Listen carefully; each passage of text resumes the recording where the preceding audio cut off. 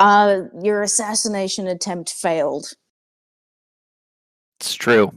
Ink is still alive and well and with us. Welcome, Craig. Welcome, GameBot, on today, the day after International Workers' Day. Try and kill us. Go for it. You can't do it. Last time on Well Dressed Bones, we had uh, Chantilly finally breaking Metal free of Metal's abusive aunt and life, and uh, uh, Metal getting her freedom functionally. The engagement is broken off. She has, or at least Chantilly has on her behalf, fully broken away from the Legacy family, from Lady Dentel, from anything having to do with the Society of Better Governance, and um, also physically got some of her shit back. And it was done in such a way that it cleared Sinner's name as uh, uh, giving giving him more freedom and ability to focus on Sudan and the ongoing crisis there, as things seem to be getting kind of worse and worse. Something that is really bothering May, and also as this sort of finished and the reflections were able to get back home, also getting a little bit of freedom for them, as now nobody is hunting someone who looks identical to Chantilly across the world.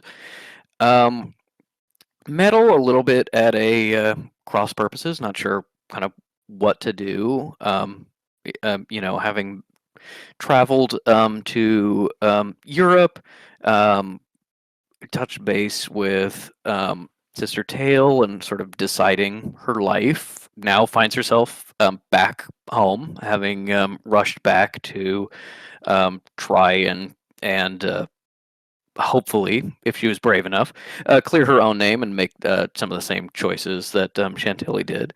And now she's sort of adrift, sort of deciding what she's going to do with her life now, and has decided to tag along with you guys again, at least for now, as May received a call from a higher up in the Maharu, essentially saying, "We have an emergency. We need to investigate something." And because you're a member now, as May has worked to ingratiate herself far more um, into the Maharu, we have something that we need you to solve. May decided to gather up the others, teleport them to London, and as they, for the first time, entered the Hall of the Maharus, I mean their headquarters, finally having worked up the chain a little bit, meeting for the first time some of these higher order people that may or may not be involved in these larger plots and conspiracies against you and with Jonas, theoretically. Um, you were told that the British Museum had a theft of some kind.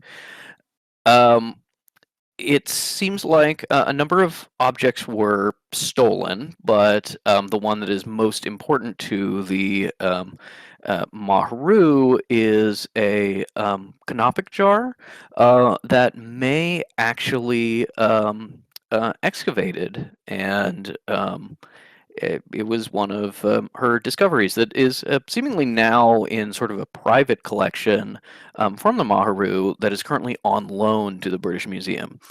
And knowing May as a trusted junior member of the Maharu, and that she has some investigatory experience, asking her to help them catch the assumed culprit, a Kitsune Oshibiri, a an old friend from the digging days. Friend's an incredibly strong word. Kitsune was the original Godkin, the original person who could open the Godkin locked door in the ruins in which Jonas was eventually found. Eventually supplanted by Fish, or rather, having the two of them work together, and ended up being the person who introduced Fish to, in a roundabout way, their dad, or at least the godly form of their dad. Um, uh, Kitsune is the grandson of Lady Sanban Inari, a goddess in Japanese folklore, and as you have now subsequently learned, also an important mythological figure in some related folklore of the nine-tailed fox in Korean folklore, primarily. And she's a goddess of trickery and deception and foxes, which seems apt for Kitsune, who's kind of a rascal.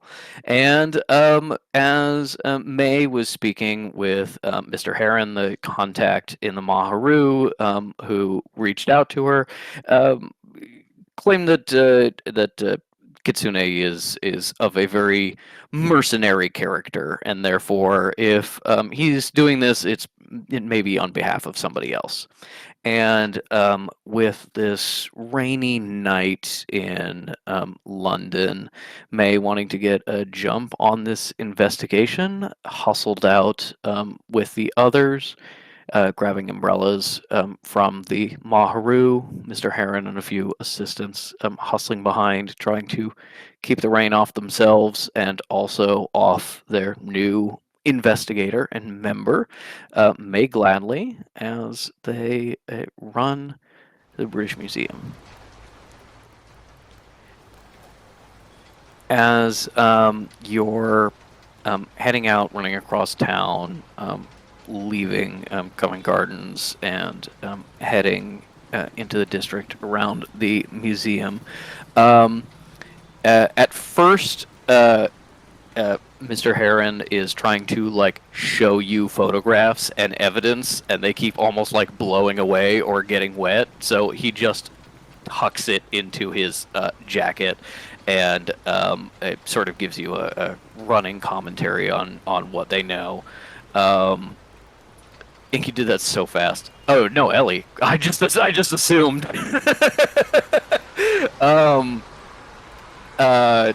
As you hustle to the museum, it's sort of later at night.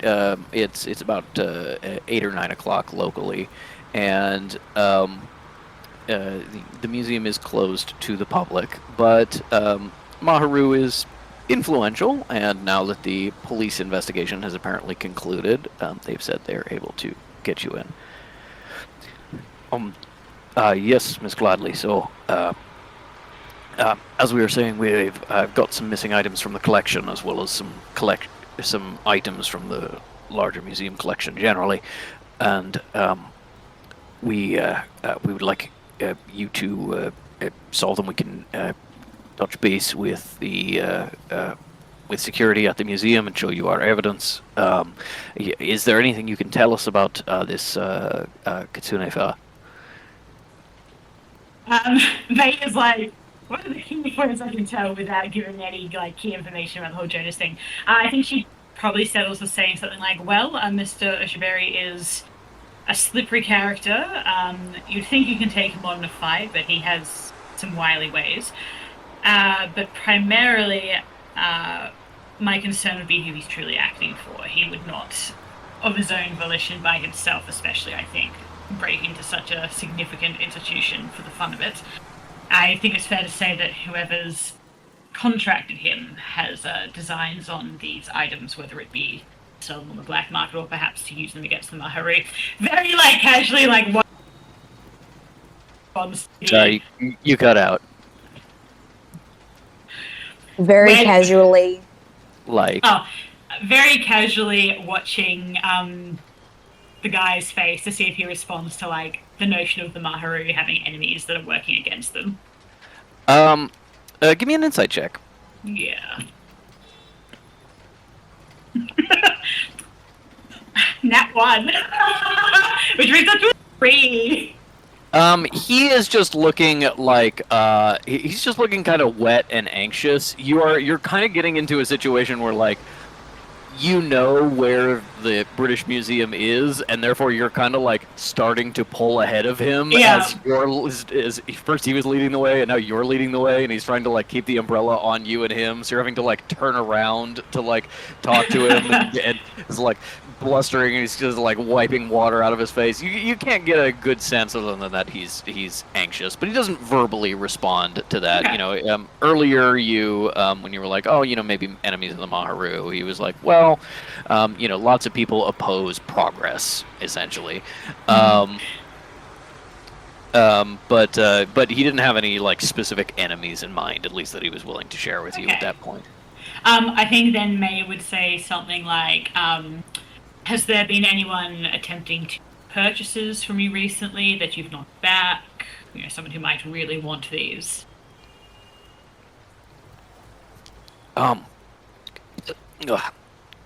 Excuse me. We haven't had any purchases. We've done quite a few acquisitions as the group has expanded over the years, and I know the museum itself has been acquiring a lot of new items, but I don't believe any of this was new, or at least not particularly new. And things that were new, I'm not sure they're valuable. Is not the thing that you kind of like splash across the street. A black cab like almost wipes you out and then honks at you. London. The thing that keeps sticking with me is the canopic jar, because that's the most valuable item that was taken. And but if that's the case, why take one? Why not take all four? It's a head scratcher. I hate to ask the obvious, but is there perhaps something in the jar that we're not aware of?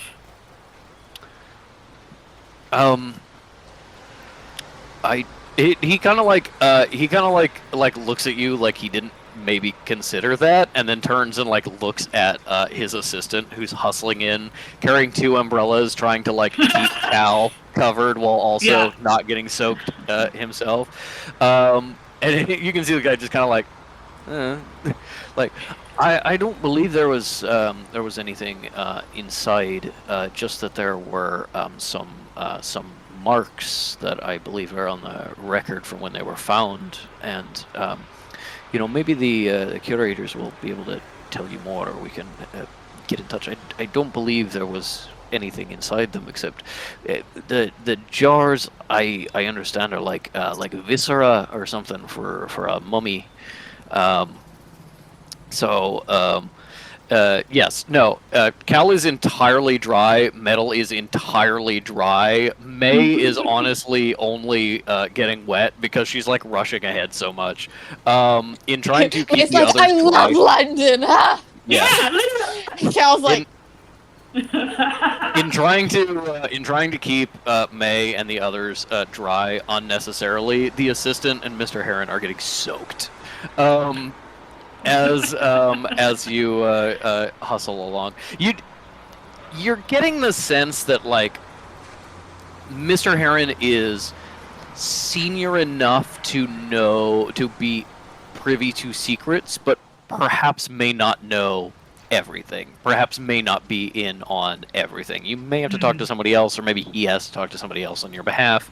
But being like, "What, was there anything in it?" Being like, "I don't think so," is like, well, you should know the answer to that, actually. Yeah. yeah. If you're actually going to be in charge of kind of like hiring somebody to investigate this, you should know the answers to some basic questions. Yeah, I think May says politely, well, absolutely we'll speak to the curators, but perhaps in the meantime, is there someone in the Maharu who might know a little bit more on their side of things about this item specifically that I could speak to at some point? Yes, I can try and put you in touch. We've the the collection is most of it is held by the Maharu itself, or some private donors who are members, who are higher members of the Duat, like myself. So, some very important figures owning these items. But I'm not sure if there's one person who kind of knows everything about everything. But I can certainly pass the word around and see what we're dealing with. Although I do believe that as part of the hosting an exhibition, they were required to do an intake, so the curators at the museum may have a more solid idea, at least to begin with. Brilliant. We'll start there. Worst comes to worst, I'll compile a list of questions that you can pass around, like we're in university again. I just keep hustling. As you keep hustling, you end up at the museum. What does May feel like coming back to the British Museum? Obviously, this is somewhere where she was like at all the time, but was visiting pretty regularly when she was a kid, because her parents were coming in, and even when they weren't, exhibiting new things, they were talking to curators. They were going back into the reference libraries and doing work and handling artifacts and stuff. Like, she was probably in and out of this museum quite a lot. Oh, but absolutely. Other than maybe a trip with Sinner last year or something when he came to England for the first time, you probably haven't been here in quite a while. And I think that's maybe a combination of wanting to avoid kind of the memory of Howard and what that did to your professional reputation, and also just more practical concerns about being people at the British Museum aren't sorcerers. You knew some of them. You met some of them when you were you last saw them when you were 15, and now you're coming back, and it's oh, you're like an old man now, and I'm still a young woman, and I'm not sure how to explain that exactly. Yeah, yeah. I think May has a lot of big feelings that aren't necessarily relevant to the case. Definitely, exactly like you said, a lot of memories with Howard here, a lot of memories with her parents here. Also, for her, this is probably her favourite place in London, and she's been unable to really spend a lot of time here for those reasons. Disclaimer, obviously, yes, she's aware of the ethical issues that the British Museum in particular has. Setting that aside, to be surrounded by all this history and everything, she loves it here. And Fish, she just is looks at Fish. I don't, shakes my head so Fish knows I don't agree with the audience knows. Don't approve. Yeah. But I think also there'd be a sense over her head, I should be in these holes. The things I've done should be here, and they aren't. And that's, some of it's absolutely not my fault, and some of it is, and there's a real sense of, Well, you now have this missing object that you helped discover, and it's 3 other siblings that are currently on display. So you, in a very real way, should be in these halls, because there should be a plaque exactly. acknowledging your contributions to this specific item. Yeah. A lot of feelings. I would say, it's very bittersweet, and she can't decide whether it's more bitter or more sweet. As you come upon the museum itself, this is also a museum that is in transition a lot. You probably haven't been regularly visiting since you were last digging in Egypt, and this is a museum that has been bombed. It's never fully recovered from World War II, and still rebuilding some of its wings and still expanding. It's in that strange place of transition of halfway being a hall of study for the elite, and halfway being a museum for the public good.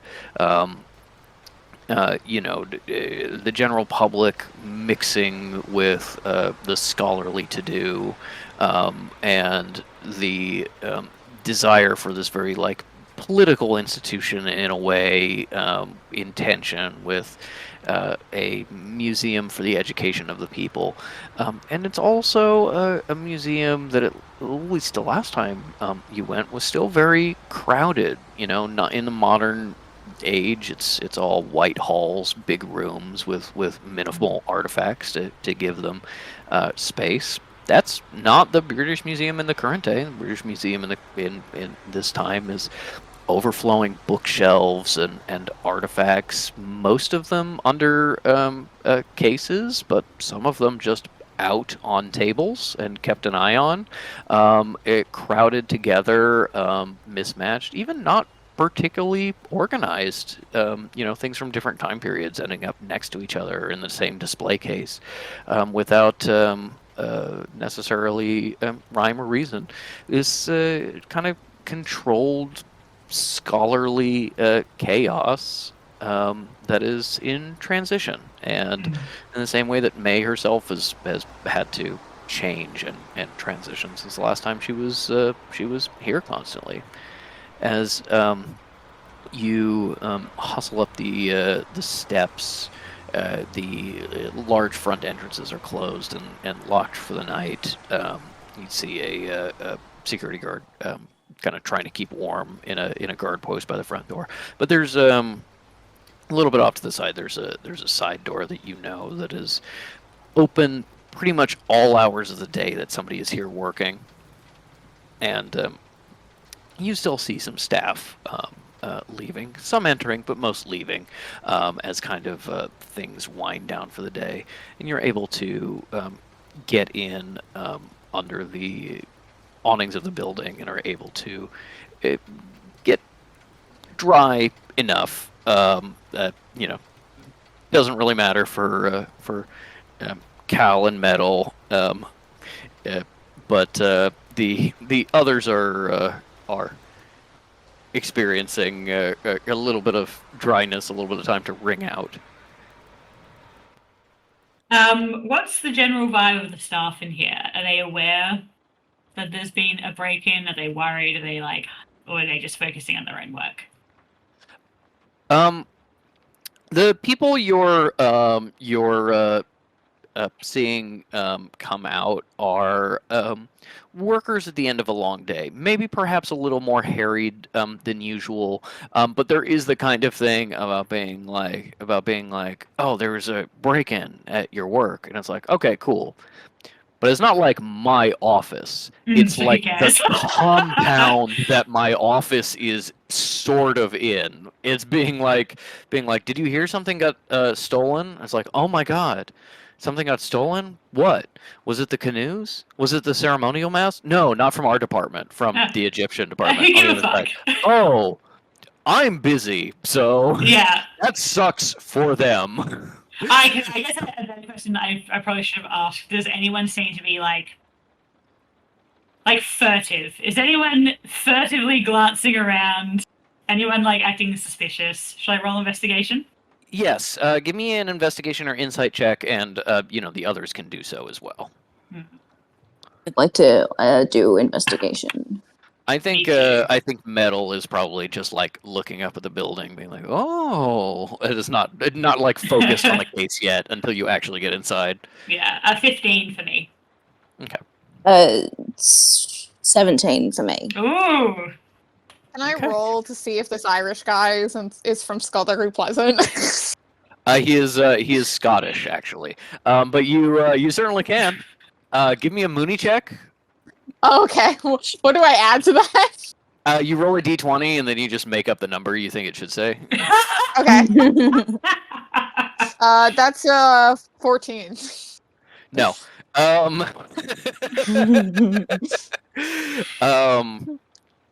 You are both looking around and seeing nobody that's furtive so much as trying to just cover up from the rain. When somebody is like, okay, I'm going to put my paperwork in my briefcase, and then my briefcase is going to go over my coat, and then I'm going to hold it really close and tuck in. Yeah. That can read as furtive, but it can also just read as It's bloody wet outside. It's bloody wet Yeah. outside. With a 15 and a 17, you can kind of tell the difference, and you see that a lot of people are giving you looks while trying not to stare. Is it because being we're like, hot? It could be because you're hot. It could just be because you're strangers. They don't recognize kind of coming into the museum after hours. As Mr. Heron steps off to the side to speak to the security guard, make sure that he knows you're allowed in here. As you're just kind of looking generally, this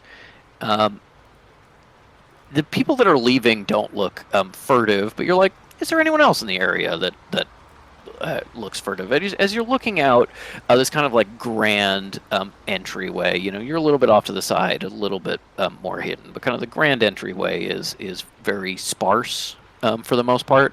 You can see all the way across very easily, and you don't see anybody kind of like lingering or keeping an eye on things. You do see that there is there's kind of a border where nice institution property suddenly ends and it's the city again, and as soon as you hit that street, there's like newsstands, there's taxis waiting, there's people hanging out. There's kind of this dead zone between here and there where you don't see anyone hiding, you don't see anybody observing, and you'd think you'd get a pretty good view. But like, by the same token that would gives you a good view now, those people would have a good view. So with a 15 and a 17, you're like, maybe somebody else saw something on like a different night that the heist happened or something. Just because nobody's being furtive right now doesn't mean somebody wasn't being furtive the other day or something like that. Maybe there are witnesses because this area doesn't have a lot of place to hide. Yeah, cool. All right, where does Heron take us? Anywhere first in particular, or is he just kind of waiting on me to? Oh, yep. Yeah. May I make a roll about Heron, please? Sure, go for it. Is he sexy? Yes. He's Scottish. He already has that going for him. This is a 1, is he hot? 2, what's this fucking guy's deal roll? Mm-hmm. So insight or yeah, okay. Deal as in sexually, or? No, like. Maybe if the roll's high enough, maybe. What's his king son? Some fucking like little dweeb that we have to actually worry about. The general. He's just here doing his job, or we gotta keep a fucking eye on this guy. Mm-hmm. 16. With the 16, Heron is sort of a stockier Scottish guy, a little bit of a short beard.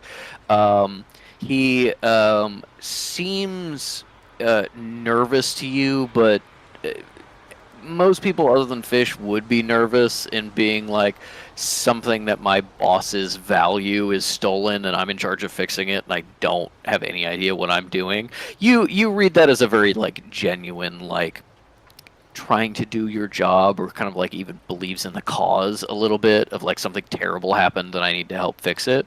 He is definitely keeping an eye on all of you. You kind of notice that like none of you are ever out of sight of either him or his assistant, who probably also has instructions to keep an eye on you guys. You get a sense of maybe like, there's trust with May as a member, but maybe they're still a little unsure about people May brings in. As for kind of personality and who he is, he seems to be kind of giving instructions to museum security, and in a very like kind of self-assured way, almost like somebody kind of used to wielding a little bit of power. So you do kind of get the sense the way he's carrying himself is like he's very deferential to May and you guys because he doesn't know what he's doing. He's not the expert. which there's some value in that, recognizing that you're not the expert in this situation. You think that's not kind of like his standard mode. This is someone who is used to wielding a little bit of power and influence. Maybe not a ton, but certainly some. And because it's Fish, you also probably notice, like, that's a really nice coat. He's wearing a really nice suit. Like, this guy probably comes from money, to a certain extent. Maybe him coming out and escorting you and being here to do the investigation with you is because he is trusted and they're giving, like, respect to trying to solve this quickly, and, like, whoever's going to do the investigation well, not kind of, like, pawning you off on somebody low level to, like, chaperone you. Well, Fish is developing their strategy from this information that they've gleaned. Which is... Will we get to it right now? Yeah. Okay. We'll see kind of like how empty it is inside. You know, maybe there's some galleries that nobody's inside. Yeah, maybe I'll find him over at Scumophagus. That's the way. Right? Maybe some historical furniture. I've already. What is anyone using these pads for, really? I've already come up with a similar word swap joke, so you wait for that to come up. Figure out what it's going to be before it is. Fish is like, you know, gives the, you know, the look to me like, you call on me when you're ready, but I'm gonna go and ingratiate myself. I think you're gonna compliment him on beard and stature. Your beard is so twisted. Twirling hair. So Fish goes over and says to Heron, say, Mr. Heron, thanks for having Miss Gladly on this job, and therefore, you know, she's taken us, her trusted colleagues, along. I hate to admit this. I'm not as well versed on the topic of Howard Carter as I know I ought to be. Could I trouble you to fill me in a little on what this, why this matters? Well, you know, it's important for us to give respect to Miss Gladly helping us with this issue, but of course that's you know, I'm very glad that you came to me. You know, really the story of Howard Carter is really the story of kind of ancient Egypt and Egyptology writ large. Yeah. And if anyone in this entire room, in this whole building, knows the story most accurately, it would be you, right? I don't claim to have any great scholarly understanding, but you know, it is something that we at the Maharu focus on and take very seriously, is ensuring that Carter's legacy, as well as the legacy of a lot of the other earlier Egyptologists, is maintained, because we really believe that the study of Egypt, the understanding truly of the ancient beliefs, really influence our modern thinking. You know, the Egyptians were a great empire that just ruled everything that they could see, and if we they were the ancient Rome before ancient Rome. Mm-hmm. Exactly. You know, and existed longer than Rome, if you allow for continuance between the various kingdoms. You got to allow for continuance. Of course. When you use the same religion and the same cultural artifacts, you know, even if the names and the faces change, it's still the same thing. We also think that you know, there's still a lot of Egypt that's a real mystery, and that if you really dive into their religious beliefs, especially, and some of the old magic, you can find a lot of intuitive understanding of our modern world and sort of modern politics.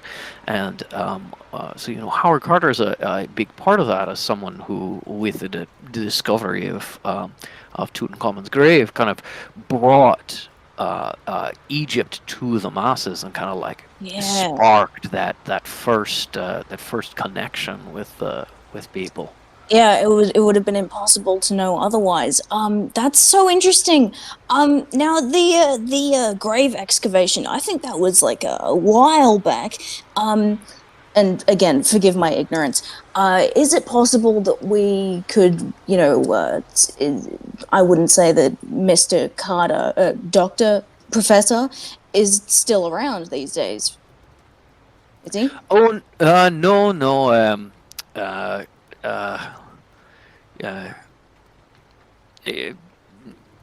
Howard Carter did pass away a number of years ago. Oh, that's such a shame. May says Yeah. the date. I don't know what the date is. But Yeah. May says the Time died of dysentery. This hospital.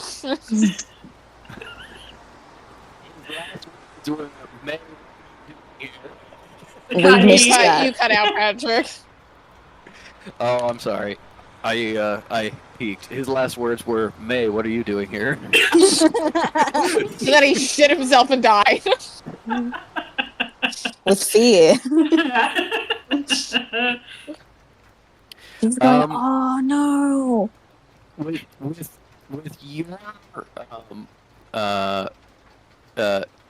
16 insight on him before, kind of running through this conversation, you see this real like spark of fervor when he's talking about especially the like religious and magic stuff of ancient Egypt, of like, this is a true believer in a Yep. way. This is, you get that thing about like somebody who's really like passionate about a subject and is talking to you about it, and you're like, you're so knowledgeable, and then they just kind of go a little too far and a little too intense, and you're like, oh, you're crazy.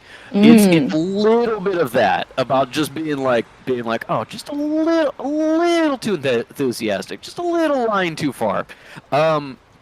And that when you shift from being like, oh, the importance of Egypt and Howard Carter, to be like, is he still alive? That kind of like throws him for a second. About being like, that was a shift. Oh, okay. That was not really what we were talking about. We were talking about kind of empire dynamics. But yeah, no, he's dead. Okay. Have they totally fucked it by changing the topic? He seems more like confused by the topic change than like suspicious. Okay. It's that thing about being like somebody working themselves up to like a big rant, and then you being like, yeah, and mushrooms suck too, and it's like, that's not what we were talking about. It's just like the inflation of like, no. Okay, well, Fish tries to save this, and they're just gonna go, oh, thank you. I just, curious minds, because, Lost too early. yeah, and especially with folks like us, Is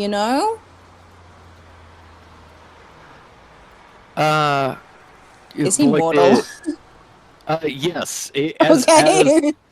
As you're like, yeah, folks like us. And he's like,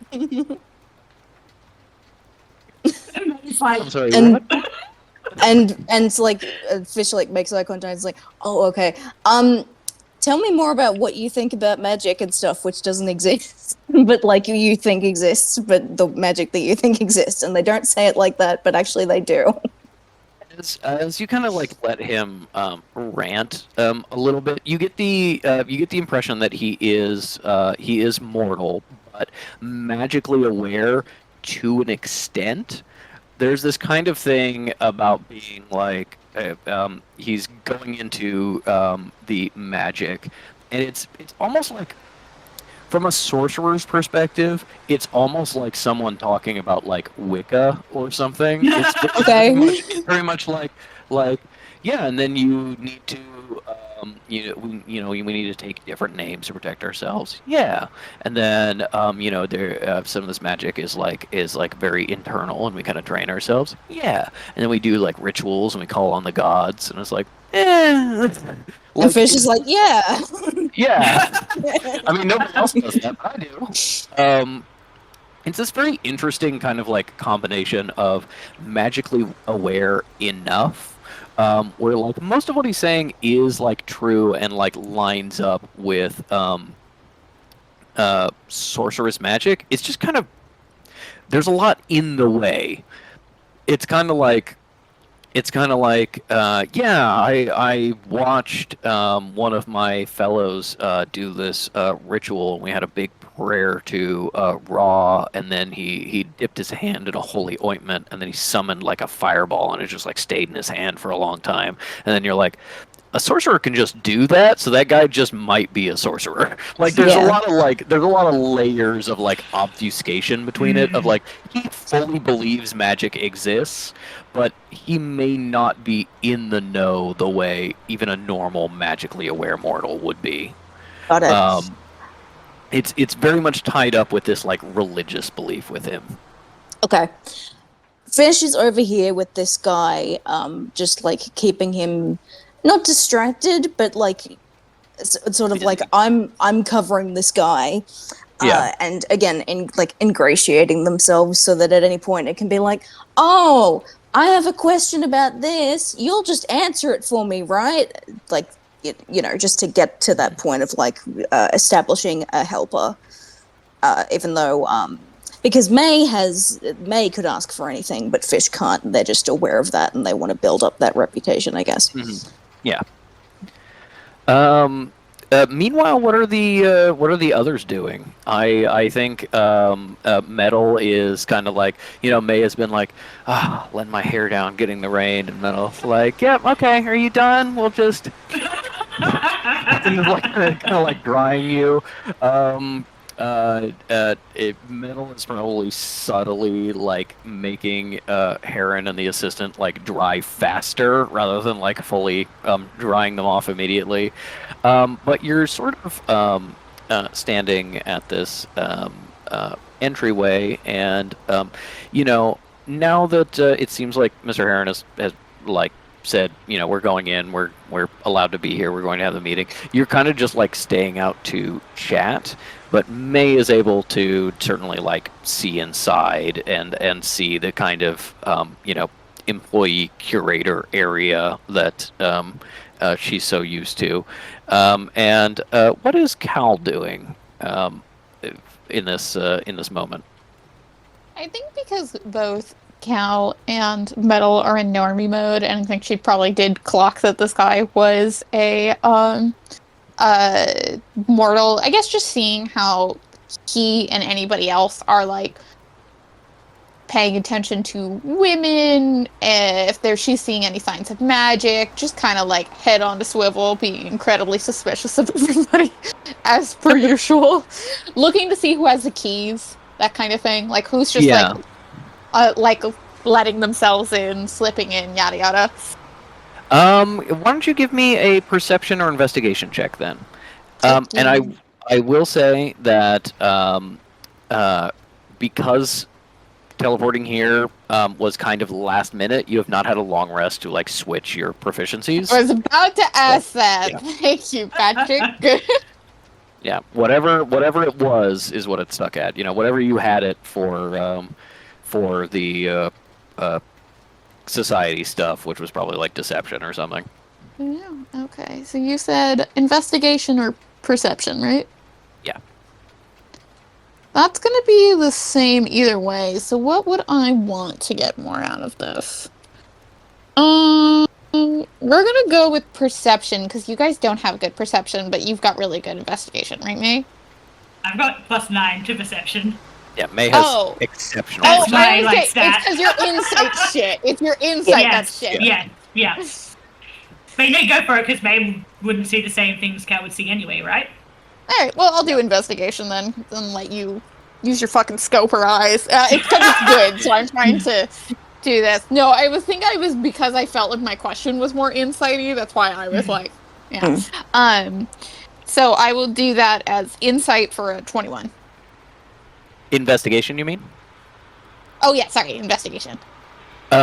Investigation for a 21. You're seeing a lot of like physical security. All these doors lock, all the windows lock, and kind of the one thing that's open is this narrow doorway that employees are coming in and out of, and it's kind of like get an angle on it.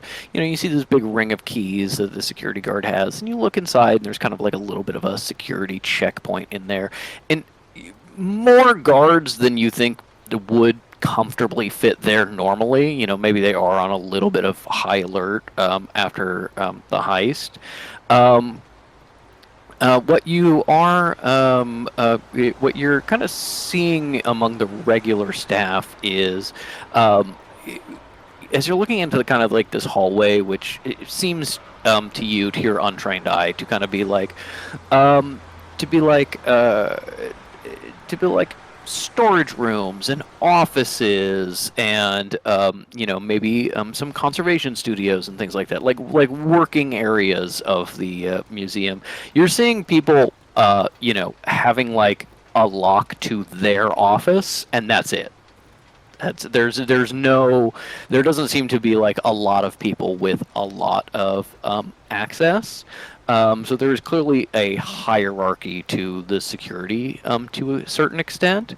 With a 21, I think you also look for kind of the telltale signs of magical security.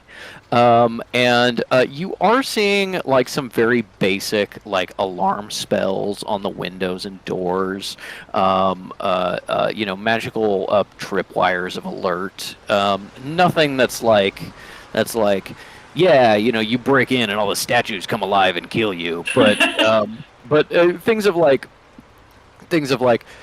clearly the government of England has, you know, some influence with the Sanctuary of England, and they work together a little bit to make sure there's some magical security here. Or maybe some of the staff are like also sorcerers of a low level, who are like protecting their work area. You can see what looks like maybe some like warning sigils on like some of the doors of like private offices. Like somebody will install a little plaque that's got some symbol magic in it of like a silent alarm. So you know, they might not all be mortals here, but you're not seeing like intensive security either on the mortal or magical side.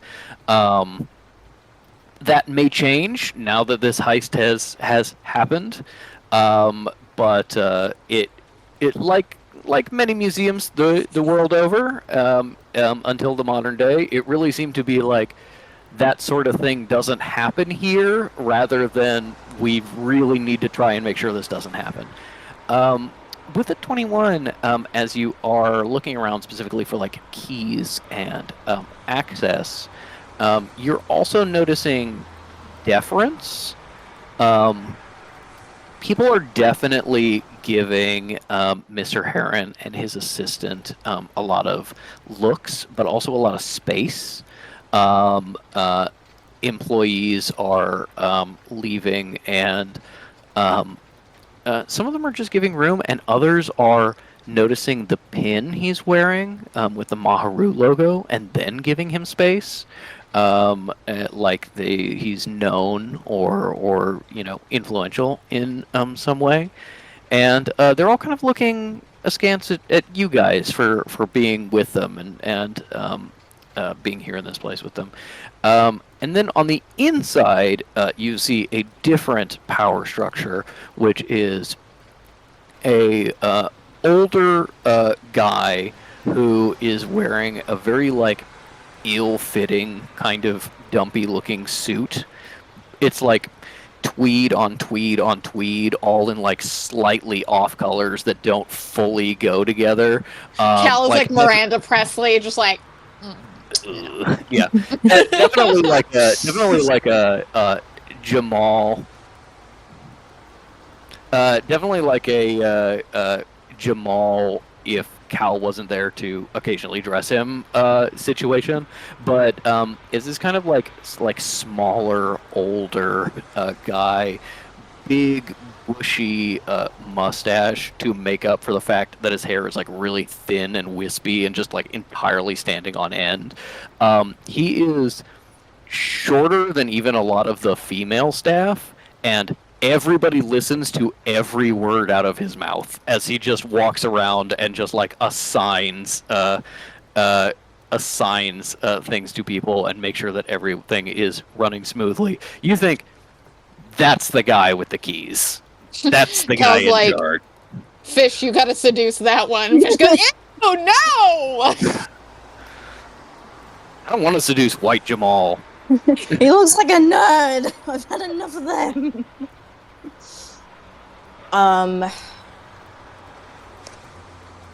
Okay.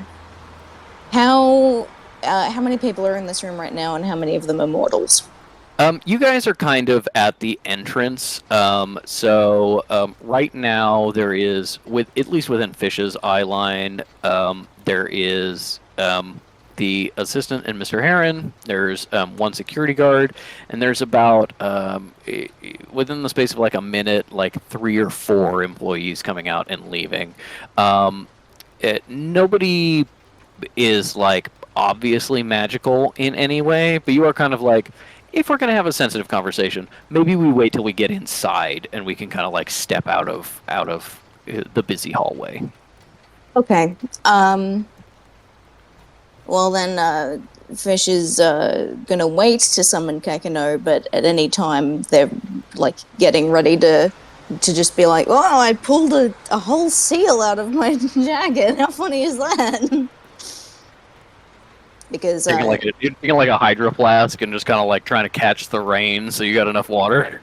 Yeah, no, that's probably it then. Fish is like, "Oh, hold on, I just you know what? I just realized I didn't get rained on enough. I'll be right back." Of course. Metal, don't dry me. No, stop.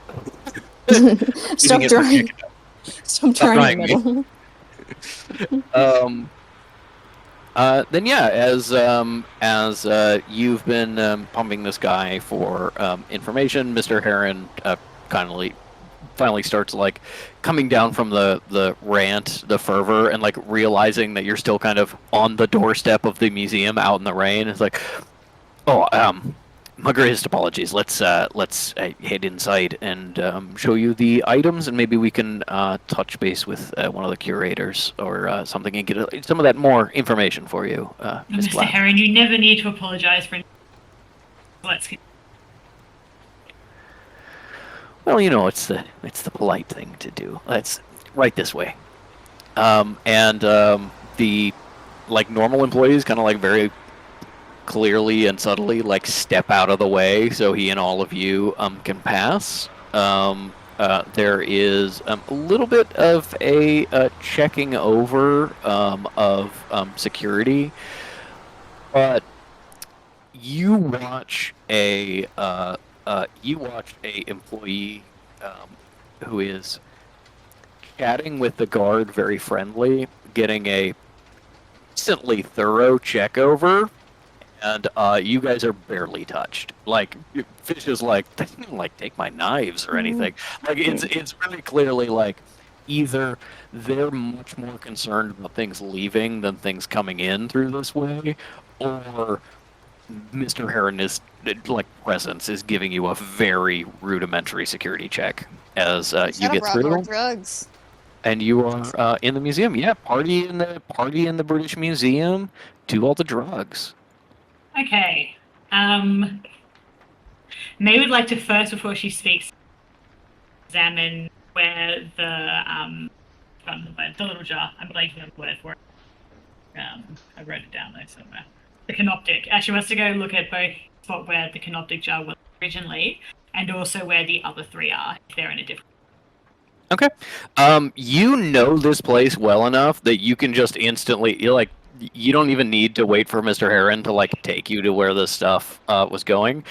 He, is as you're going through security, he takes some piece of paper out of his briefcase. Some of them are a little rain splattered, but he hands them over to you as you're kind of starting off. Hi, Dolly. You get a full list of the missing items, which you've been here enough to just go, I know the most likely place these are to be, and you can just walk there. You also get the security stills of Kitsune. 3 pictures. They're very clearly like kind of blown up and cropped from like a larger image. The camera is not necessarily the best. It's serviceable, but it has that problem of you still got to pause just a moment to get a perfectly clear picture. So you have 3 pictures of one of Kitsune looking straight at the camera and going,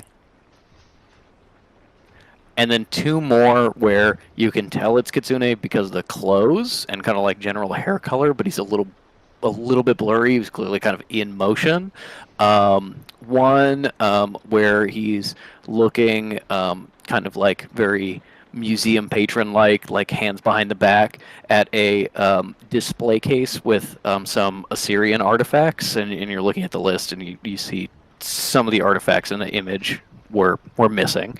And then another one where there is a glass case with these canopic jars that you recognize, and he's just like pressed against the glass like the most annoying tourist possible.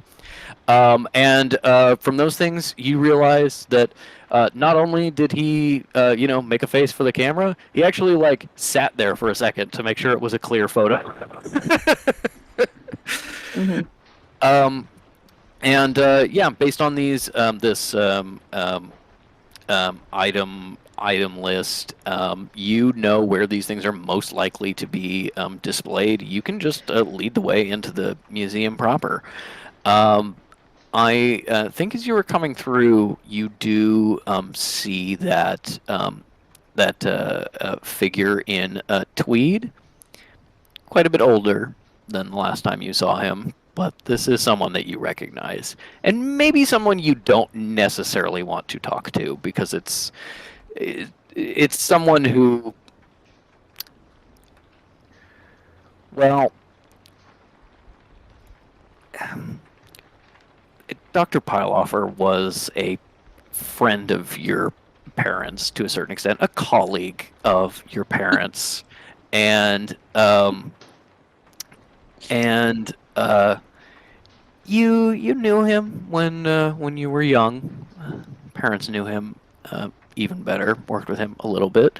He's obviously risen up in the world since the last time you talked to him, but he is both someone who knows your career trajectory enough to know that you kind of dropped off the face of the earth at a certain point, and maybe from his perspective gave up on all your potential. And also someone who you would have to explain why it has been, like 40 years and you look like you aged 2. Yeah.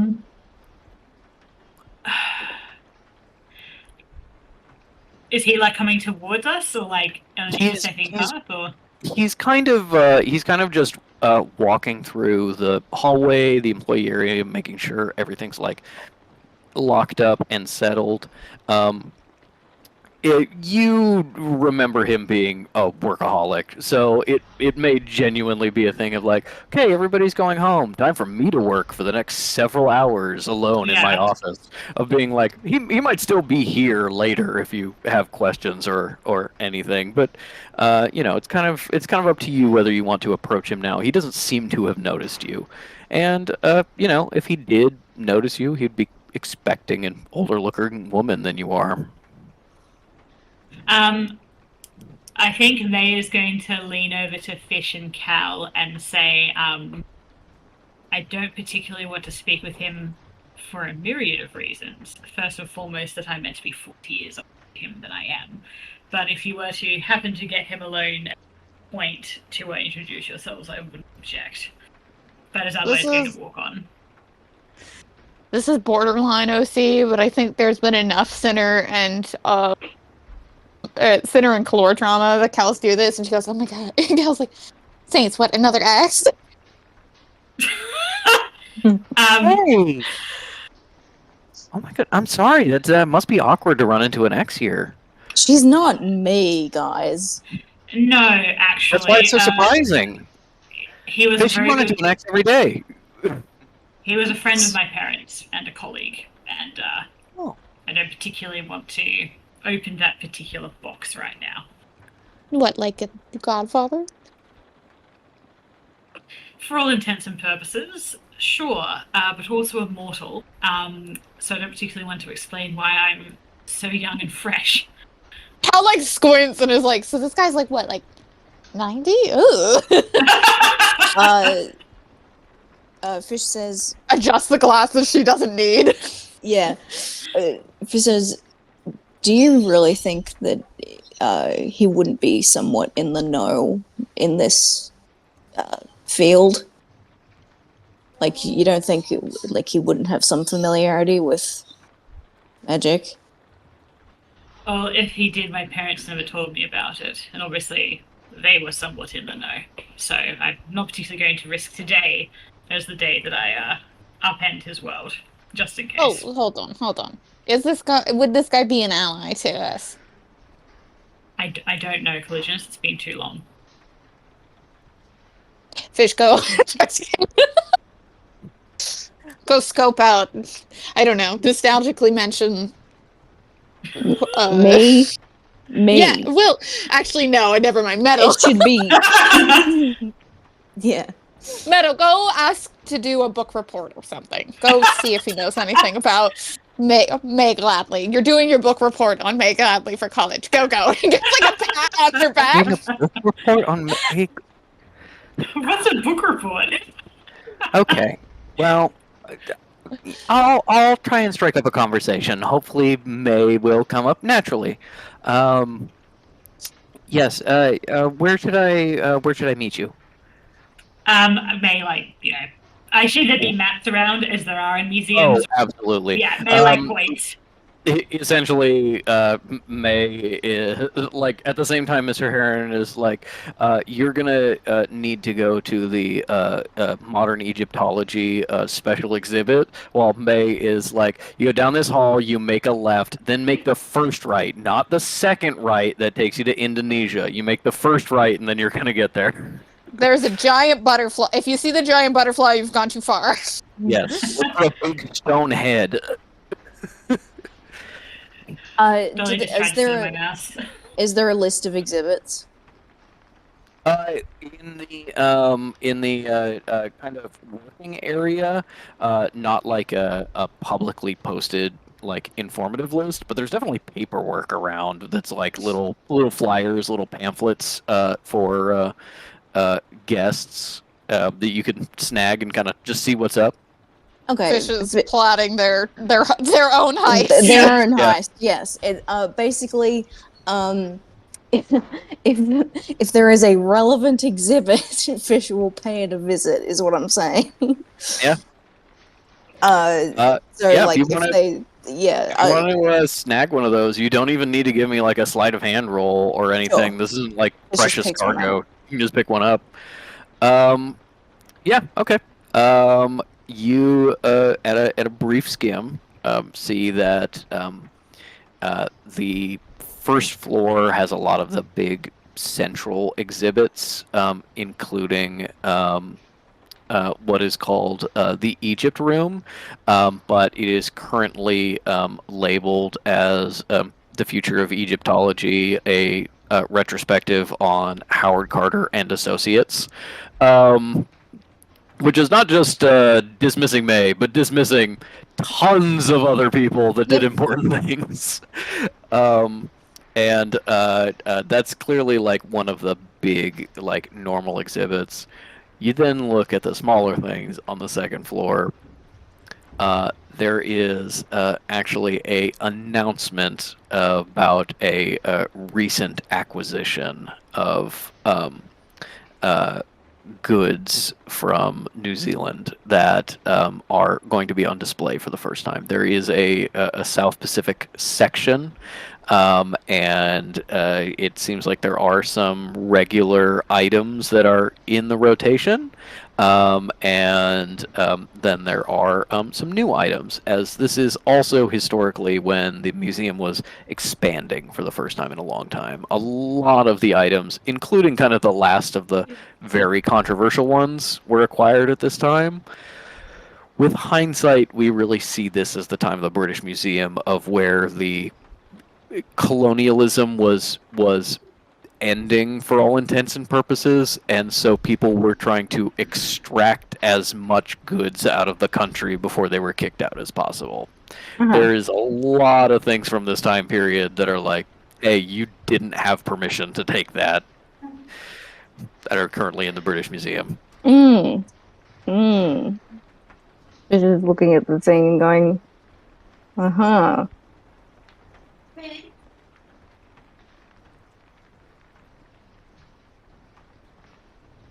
That's it.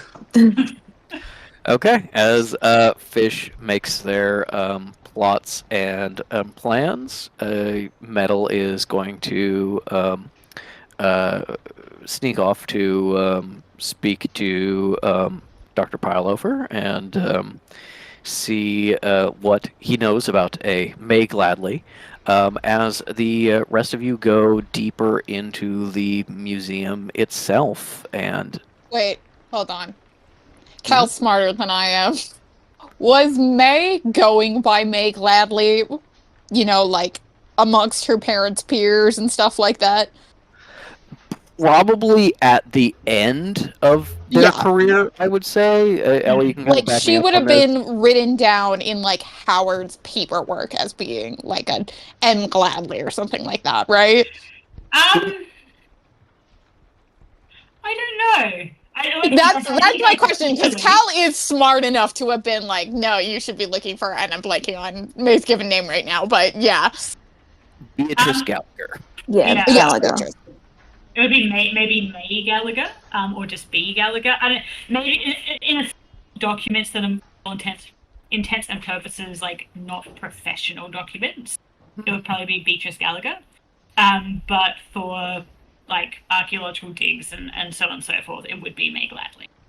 Yeah. Okay, well, none of that is here because it's been deliberately not included. So there is going to be mentions of perhaps a B Gallagher, but no May. Yeah. Yeah, but you can be like, oh, Metal, you need to ask for like these names. Yeah. Do you remember ask about the Gallaghers? Maybe kind of shift that into. Do you remember Little B Gallagher?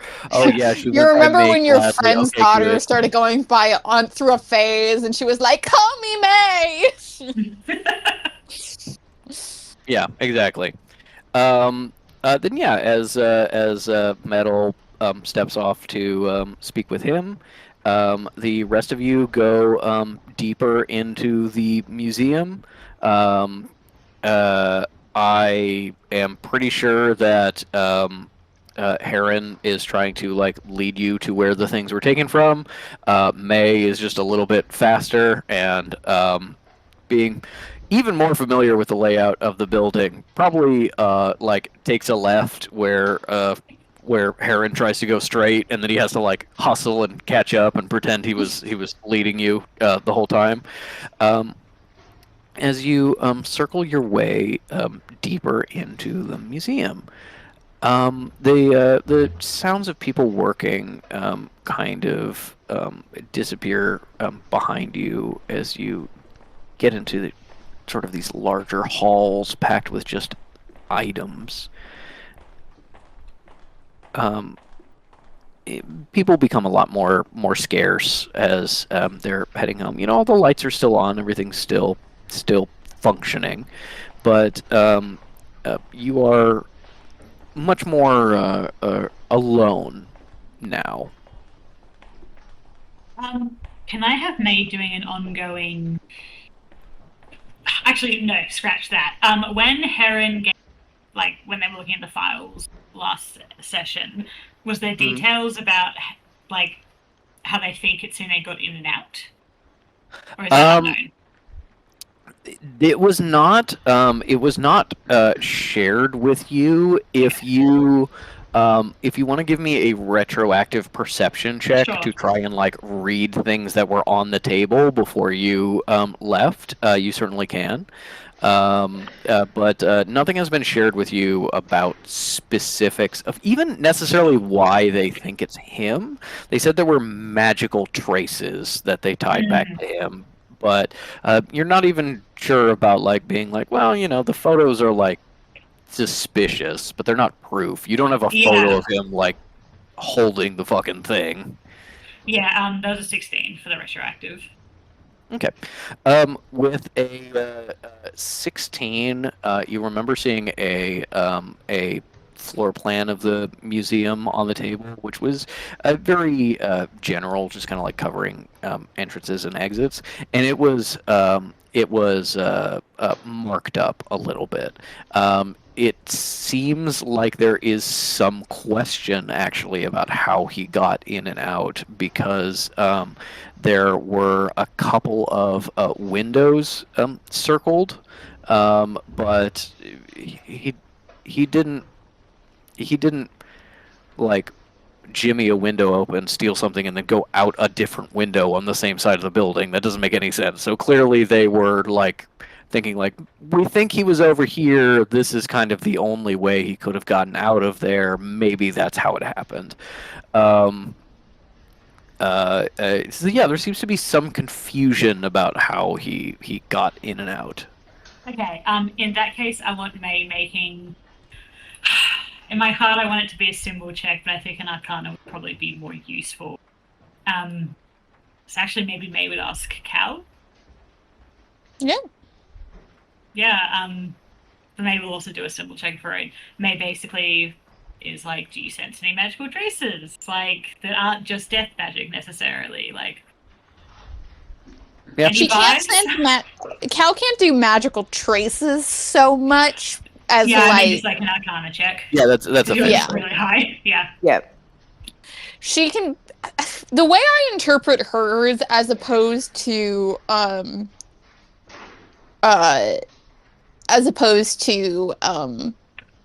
Maze and Fish, is Fish can literally turn on their specialized. Maze looking for carvings and symbols, and Cal is I know what rainbow dust looks like after a bunch of boots have stomped on it. I know, the way that people use special pens to do, carvings and stuff like that. Just, pure nerd shit.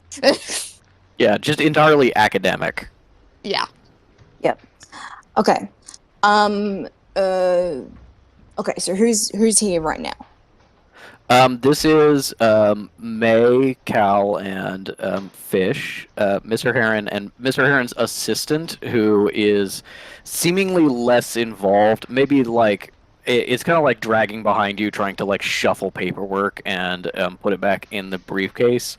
He seems to be here both as a escort and also to be go get coffee, go bring the captain of the guard over, things like that. Definitely not to directly help you with anything. Okay. Fish goes, Mr. Heron, I apologize. I think it's time for me to bring out one of my my piece of expertise, which is, I don't know if May's ever talked to you about me before, but I'm actually Fish is a nickname because I'm the animal whisperer. It's actually Dr. Peter Doolittle, and I have brought one of my subjects that specializes in investigative work along for this job, and so if you don't mind, I'll just take him out of my jacket right now. Dr. Some Doolittle, your name rings familiar to me, although I can't quite place it. But I'd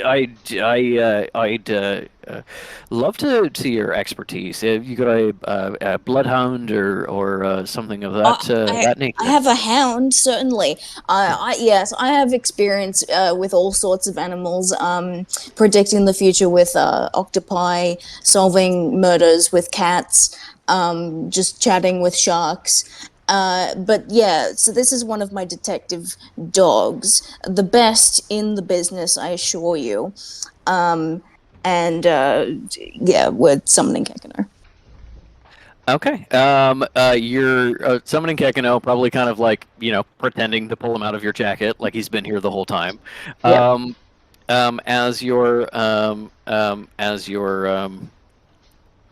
summoning Kekino, you just said a bunch of insane things to this guy, and he just seems to be like, yeah, okay, yeah, no, that makes sense, yeah, solving murders with octopi, yeah, okay, just like absolutely is a little bit brain rotted in the way of kind of like taking mystical things at face value. And But being that's like, yeah, yeah, and that's how why not? fish knows that they've made it. So they're like the fairy photos, yeah. Yeah, Um, no, exactly, yes. so Fish is like, okay, I can get away with it. And so they do have like a throwaway line of like, I do speak like when I'm working with my animals, I do tend to like when you have a pet and you like come up with a voice for them and you're like, oh, I'm hungry, Dad. I kind of do that while I'm working with them. It may sound a bit strange, but like I promise you, it all works. So if I'm talking to generally the does. dog as if the dog is talking to me, That does just sound a don't bit worry about strange, it. but, you're the expert. Thank By you. all means. I appreciate They're your very vote good of at what they confidence. do. Thank you, Miss Gladly. I really like if you may have reservations about me, please, as long as you trust me, that's the way to go. Once Kekino is out, Ekino kind of like rolls out of your jacket into your arms and goes, "Hey, Dad." hey, bud, I'm so sorry to wake you from your nap, but like, we got a big important job, and I need you, my number one most favorite boy, to use your special super sniffer to, you remember Kit? Oh yeah, no, yeah, he showed me this magic trick one time where he was like, oh,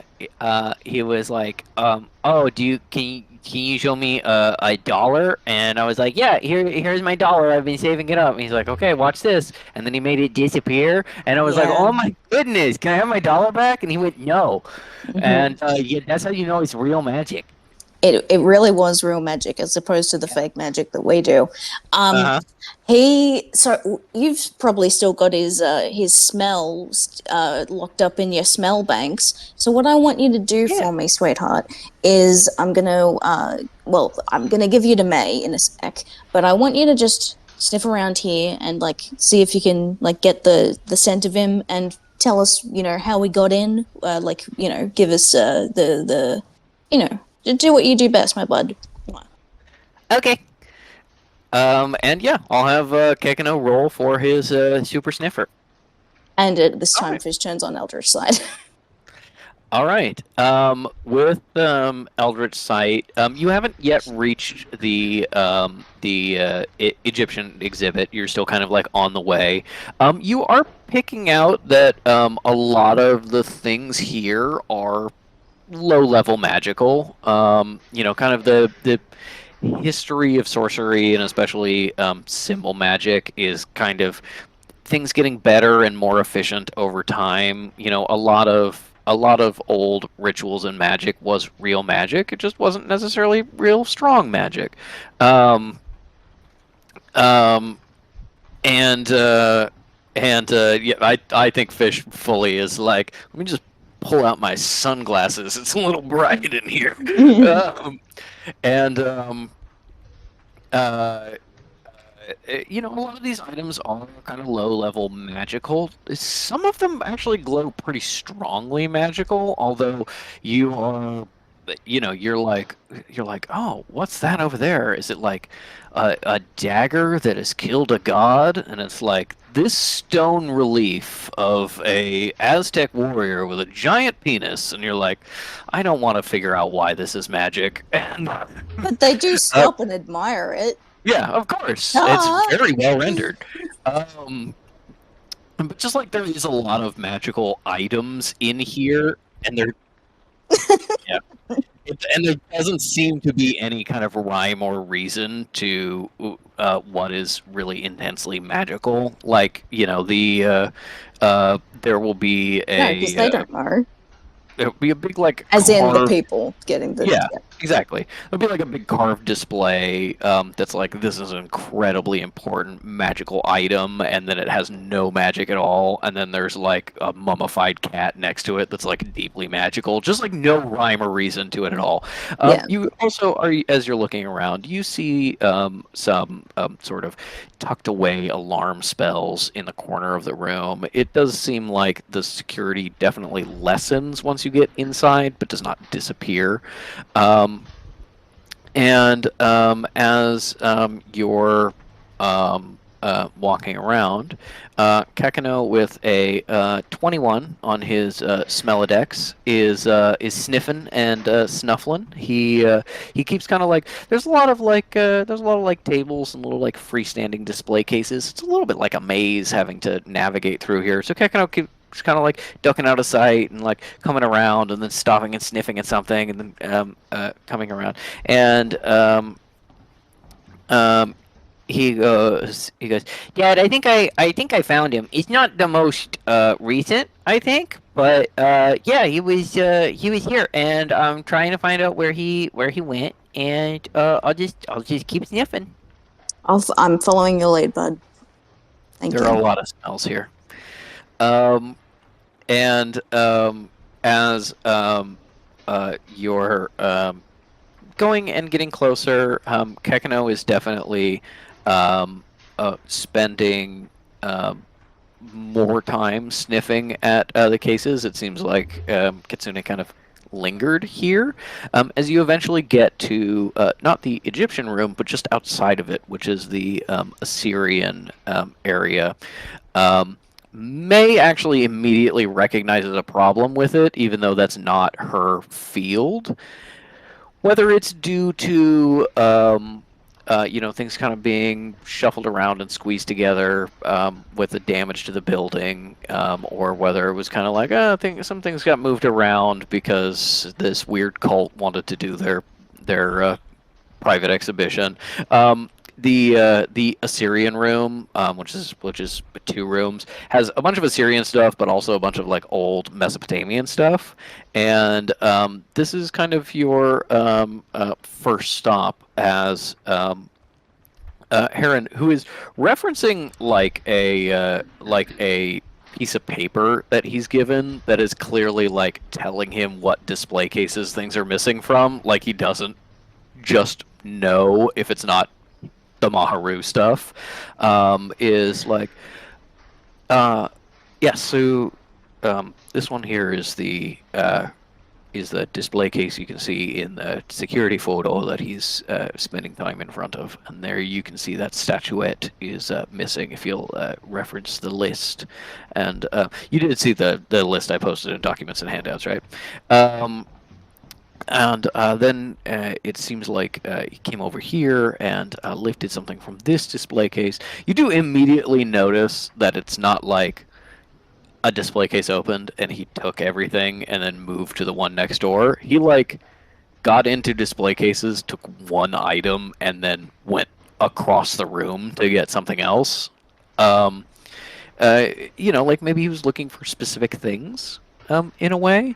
And as you come here to the side of the room and may sees for the first time the entrance to what is historically the Egyptian wing, and now has a very big banner, and next to it a large blown up photo of the very famous photo of Howard Carter opening Hutt's tomb.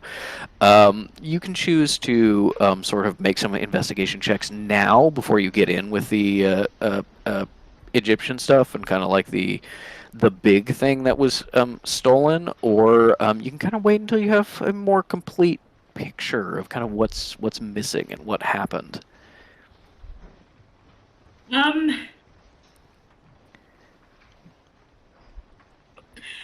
actually want May to make or not even necessarily a check. Again, included in our retrospective, like check of what Kitsune was doing, was glass like broken? Were things unlocked? Like, was there any evidence of forced entry, or are they just gone? No. As far as you can tell from that, and from probably asking some follow-up questions from Heron, just gone. Things just missing. Can I maybe do a symbol check? Yeah, absolutely.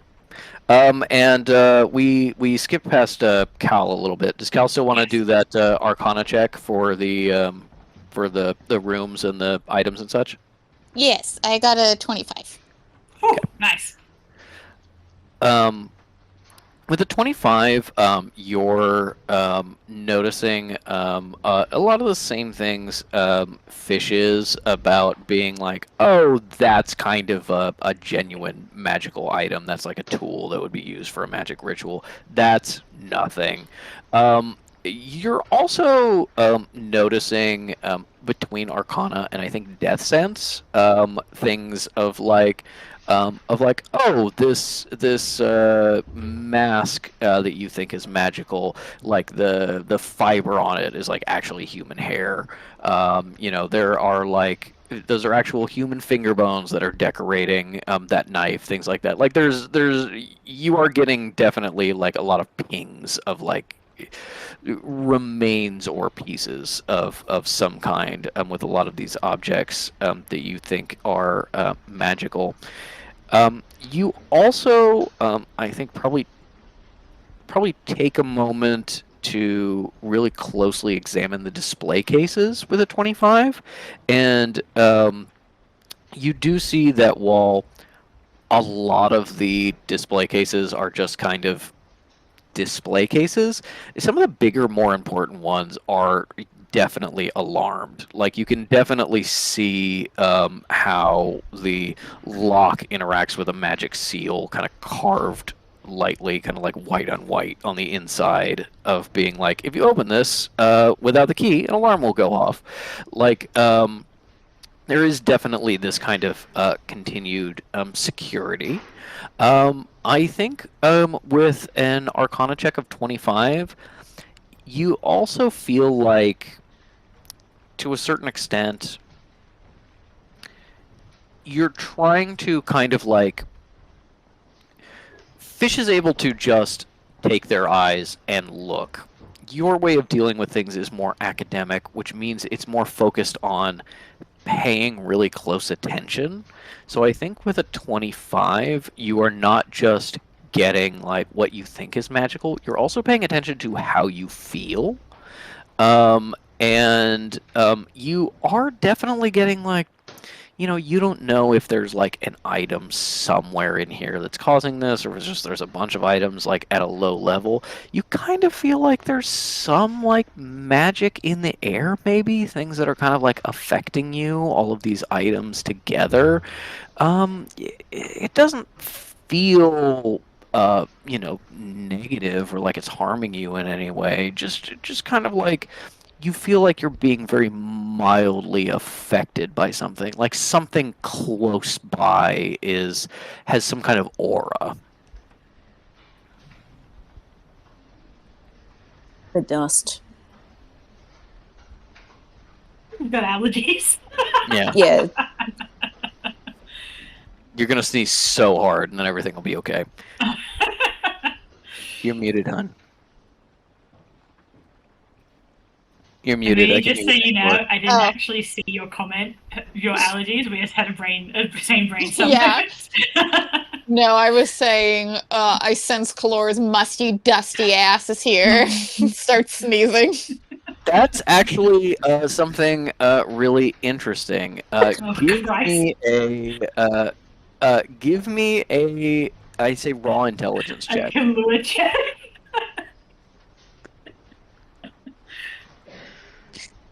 Like a bloodhound. I know exactly where she gets her stupid fucking perfume. Her cologne, you could say. Yeah. That's why May likes her. She smells like a museum. Would this be for my intelligence? It would be a +3. Yeah, it'd just be a raw intelligence check. Okay, so that would be a 10. Should it be with disadvantage because that was so precious to get the If anything, it would be with advantage because Cal is trying to put these pieces together. With a, I mean, if you'll let me do advantage, I will. no. Why not? Kekano, be a hater with me. Sniff. Breathe in deep. This is not actually something smell-based, despite your allergies and all the dust. This is something that you've kind of been turning over in your mind a little bit, trying to kind of fit a puzzle piece in, and you thought it had to do with the investigation of like things missing, which is why you kind of it wasn't clicking until you're kind of like really looking for these magical effects and like feel influence. And you remember that when you were walking through the employee area, there was a packet of paperwork that was labeled from the Cultural Ministry Antiquities Division, which is what Kalor works for. She probably doesn't have an office in this building. She is probably here fairly often. Yeah, You may Kelso's have playing the to worry Dexter about- theme in her head. You may have to worry about Kalor being like around any corner while you're doing this investigation. It's a also pretty perfect- clear to you this has Perfect not occurred to opportunity May at all. that I can keep asking Metal about all the ways that Kalor has been a bitch to her, and now I can ask other people here about how she's a horrible, rancid, evil bitch. Does she disappear at weird hours? Does a creepy fucking guy just show up and go, I've been... Have you heard somebody who sounds like James Spader's voice coming from her office? But yes, I think May, who is actually lived here and familiar with all of these relevant entities, does have the knowledge to understand that if Kalor works out of the main office, which she mentioned she does, her main office is like 2 blocks south of here, and she's probably in and out of here all the fucking time, and I think that just has not occurred to May at all. May doesn't want it to occur. Yeah. Meanwhile, she's like, me and Sinner got sandwiches at that cafe over there. Yeah. Exactly. Sit down with my hand in front of okay, shall May do her symbol check? Yeah. Alrighty. That's a bit better. Dirty 20. Okay. With the dirty 20, what specifically are you focusing on for symbols? Symbols that May thinks could have been used in some fashion to steal something without any evidence of fraud. So, like, is there any way that, like, I don't know, he's made the glass permeable? Is there any way that he, like... As you examine things, it was a modified 20, not a nat 20? Yeah, a dirty 20. Okay. As you examine things, first thing you're seeing when you're shifting to like your symbol mindset is being like, oh, I used to do this professionally all the time, but it's been a while since I've like looked at and thought at these artifacts, and I am more experienced now than I used to be. You are very interested. You were very immediately picking out things that were like kind of your specialty originally. Some of the things that first led you to studying the ancients, which is like, if you take the ancient language, especially their symbol language, and you take the magical language of the Egyptians, they are kind of connected in a linguistic sense, in the same way that like Sanskrit and German are technically related. You saw that kind of like really gradual shift that kind of tied the ancient Egyptians to the ancients. And since you were already an Egyptologist, that's kind of what drew you in an ancient direction. You're more experienced with symbol magic than the last time you were like seriously studying that field. So you're kind of looking for symbols, and you're noticing a lot of symbol work and just like surrounding objects, just things where it's like, oh, that specific symbol looks very similar to this other symbol I know of. Let's read the placard. Yeah, that kind of sort of does the same thing. That may be a very early form of where that symbol came from, things like that. And you kind of like see that a lot of the things around here that Fish is tagging as magical, you can kind of see why, in a way that Fish maybe has not been able to realize. But when you are doing all of this attention on the on symbols, you're not seeing any specifically associated with the cases. You're seeing like the alarm symbols, which with a dirty 20 are pretty easy to circumvent. The ones on the cases, the bigger ones in the rooms and on the entrances, those are much more heavy duty. These ones are just kind of like basic, and that means they're a little bit easy to overcome if you know the right strategy and you know what strategy you would use. So as you look at the display cases with a dirty 20, and then you kind of shift your angle looking like along the plane of the glass, you can see where just the kind of dirty fingerprints of people leaning on the glass, the breath of someone who was illegally eating in the museum while they were looking at things, just like seeing like the dirtiness. You see a little bit of a clean patch right by where the alarm is on the inside.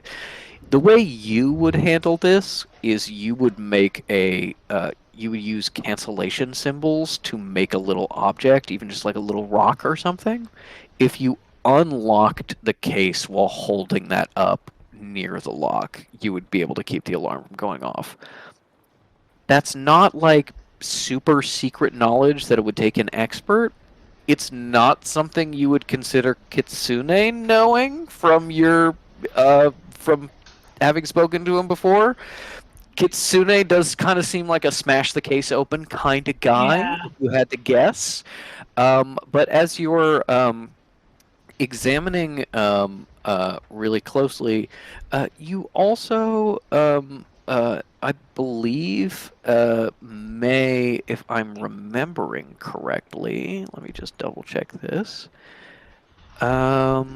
Yes, May has proficiency with thieves' tools, and so yes. as you're really looking at these things, figuring out, okay, if you hold the stone here, that leaves your right hand free, and then you kind of look at the lock and go, these are really inexpensive locks. You could jimmy this open pretty easy. Maybe he didn't smash anything open because he was instructed to just pick the lock, use this specific stone, buy the lock, and the alarm won't go off. Like, maybe he was given instructions. You had enough things missing during your dig to know that Kitsune probably knows how to pick locks. It's something he would do. That makes sense, even if you don't know that for sure. You think probably the locks were picked with the alarm temporarily disabled, rather than broken open. and that may be a little bit part of the kind of unclear timeline of how things disappeared, because they're like the thing is just gone, it's just suddenly missing. It's like, well, he undid the lock, he undid the security, he opened it, he took it out, he closed it up again. It's not that hard if you know what you're doing. Is there a reason they haven't just done a binary search? There is a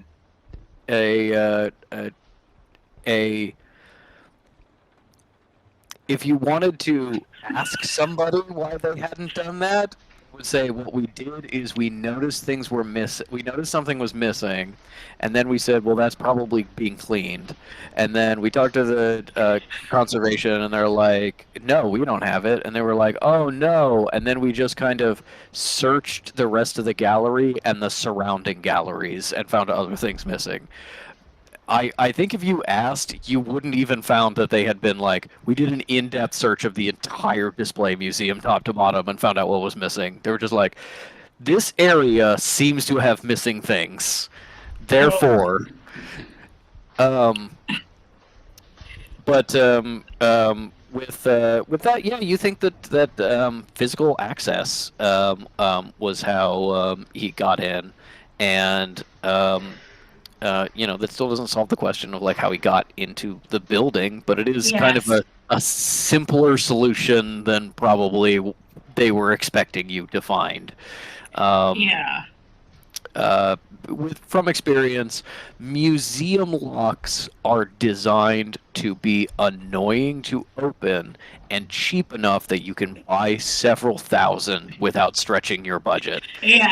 Not high security by any means. Yeah, I feel like the priority would be on making the front doors really secure, right? Yeah. From getting in the first place. Absolutely. It's like how the most common theft in art museums is somebody just walks up to the painting and takes a knife and just cuts it out of the frame, rolls it up and puts it in their jacket and walk away. And that happened all the time, and it was only until like the 50s they were like, we should like try to stop people from doing that, but like glass on paintings and stuff. It's the kind of thing of being like, museums don't have a huge budget, even big famous museums. And this is now the time period in which we are starting to get even though this doesn't really happen, nobody would be rude enough to steal things. We should try and prevent it from happening. Okay, cool. I think our story is taking place something like 8 years after the first like really severe Louvre heist. So, yeah. It's just entering the public consciousness as a potential thing, yeah. Mm-hmm. I think May's concern is now shifted to, okay, and secondly, how did he get into the museum? Stop. So at some point she'll want to go back. Yeah, you got that on firstly. Firstly, what connects all these items? Like, the mystery of how he's physically taken them, and also how he got into the museum full stop. Is it, just a similarly simple thing of like, I just like, had someone gave me a good like unlocking mechanism versus someone let him in. Why might that have been done? And now also, he got a new pair of lockpicks for Christmas, and he's like, I want to try these out. But also, those, exactly like you said, Patrick, those photos are proof. So May is, I think, going to turn to Heron and well, I know how he got into the cabinets. The simple little magical looking trick. But my question now, Mr. Heron, is how do we know for a search was an extensive examination of. Well, I can certainly agree that these photos are contextually incriminating, but.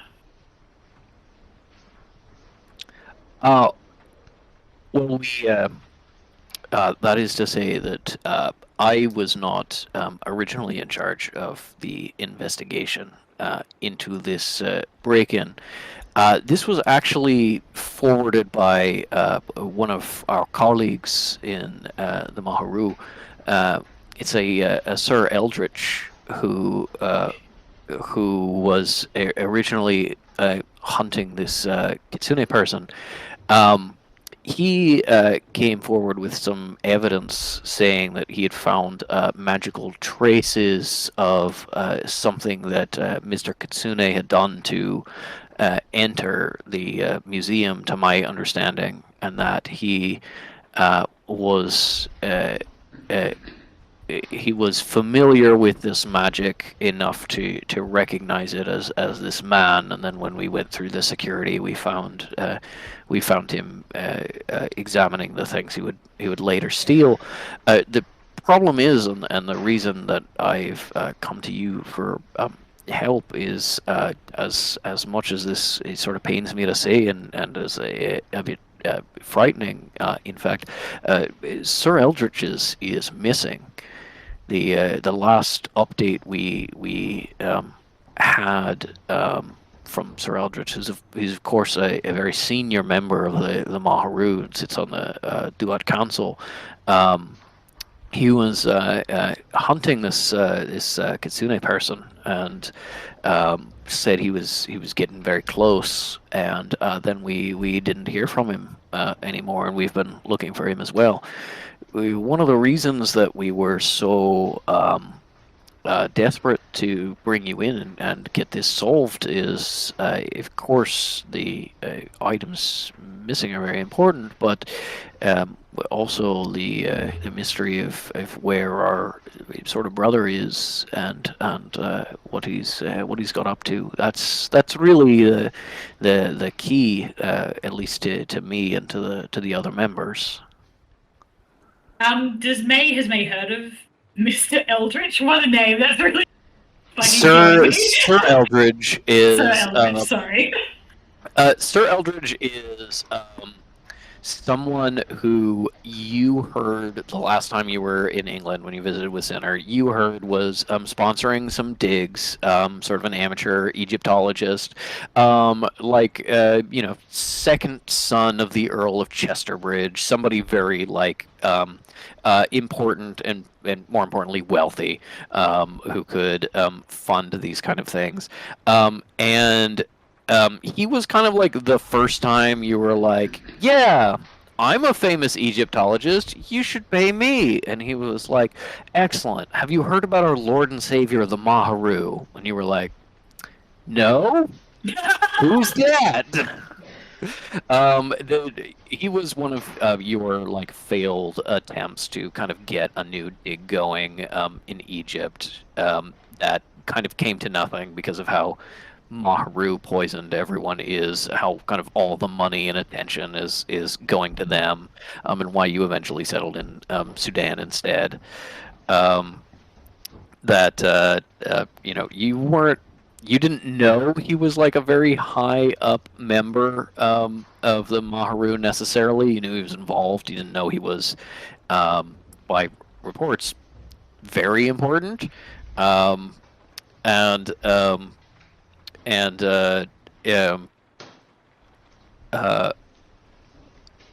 This new information seems pretty concerning, that this guy is just fully missing. He, as far as you know, you didn't confirm it with him. He was not a sorcerer himself necessarily, but one of those people who has been magically aware his whole life because he has relatives that are sorcerers. Someone who could be a sorcerer but never worked to develop the power, essentially, and so is a, as far as you know, a true believer who also knows what magic really is like.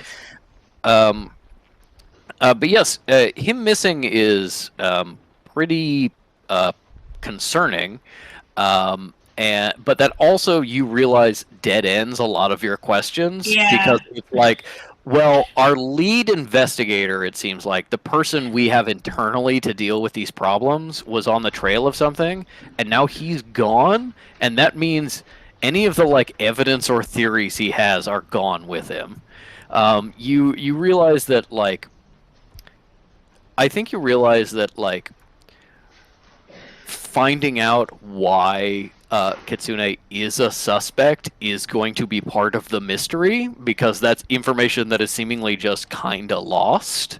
And maybe the only way to do that is to find Kitsune and be like, hey, did you steal this stuff? Yeah, okay. You may have to physically find him before you can solve some of these larger questions. Yeah, okay. I feel like it would be so easy to trap Kitsune. We could just be like, here's like a sandwich Yeah. and a No, dollar. you And send he'd a be like, flyer you find his apartment. You're like, we need to lure him out. You mock up a flyer that's like $1 beer night plus hookers at the local tavern. And you're like, got him in one. I dropped off. He wasn't even in there 5 minutes before he tripped the trap. Well, my first thought is May will just contact old mate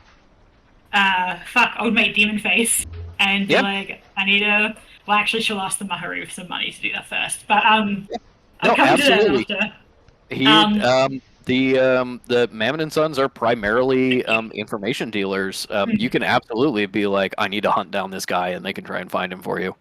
Yeah, follow up. Where the scent? Kekino's following the scent? Yeah, Kekino has been following the scent. You're kind of like you're approaching the objects stolen rather than trying to like backtrack to find out how he got in and out necessarily. But he is still following the scent and saying like, yeah, Kitsune was all over this place, including a lot of his scent at like cabinets where like nothing seems to be missing. But you all haven't gone into the room yet with the Egyptian stuff. You're still in the kind of the Assyrian section, and as you're kind of answering these questions, you can see Heron is getting a little antsy about being like, yeah, the museum is missing some shit, whatever. The Maharu is missing important things. Yeah, also a person. I have to say, he probably led with that, to be honest, that you know, someone is missing. Yeah, he should have. You probably get the sense of being like we kind of hoped you would come in and be like, I've solved it, I've got him, and then we never had to like reveal that a very wealthy patron and member was missing. Also, we're kind of, because we don't know why he's missing, we're kind of just hoping he'll just like walk into headquarters one day or give someone a call. You know, we don't know anything bad happened to him. When Heron says also this big important boy is missing, May is like, well, I have to ask, have you reported his disappearance to the authorities? Oh, we've reported his disappearance to his family, who haven't heard from him recently either. But he's only been missing for we're approaching midnight, so we're coming up on the fourth day now, and we have permission from the family to wait. We're putting out our own feelers. There's a number of loyal members in various law enforcement roles who are on the lookout for him without making an official report, at the family's request, of course. We don't want to make it a incident. And all I says is I calm. This is more day for I do. May really wants to be like, why the fuck don't you just, anyway. But you know what? Okay, fine. May is probably shifting into that, like, why the fuck would you? Right, I'm dealing with rich people again. I just have to accept they're gonna make wild decisions, and there's nothing I can do about it. Yeah. So I think she's noting that Heron is getting antsy-pantsy. Says, right. Well, let's continue on to the Egypt. Perhaps we'll get some more information there. But it's like looking at Cal and get a load at this guy. Yeah. Fish says this to Cal, not with voice lowered, not so that Heron can hear, but they still use the fake name just in case. And they go, Miss Dennis, do you think this guy's dead? In my professional opinion, Yeah. I don't know. Does he have like an affair partner? 4 days isn't quite that long. Well, And 4 4 days days. is forever. That's an incredibly long time. Spoken like a 2-year-old.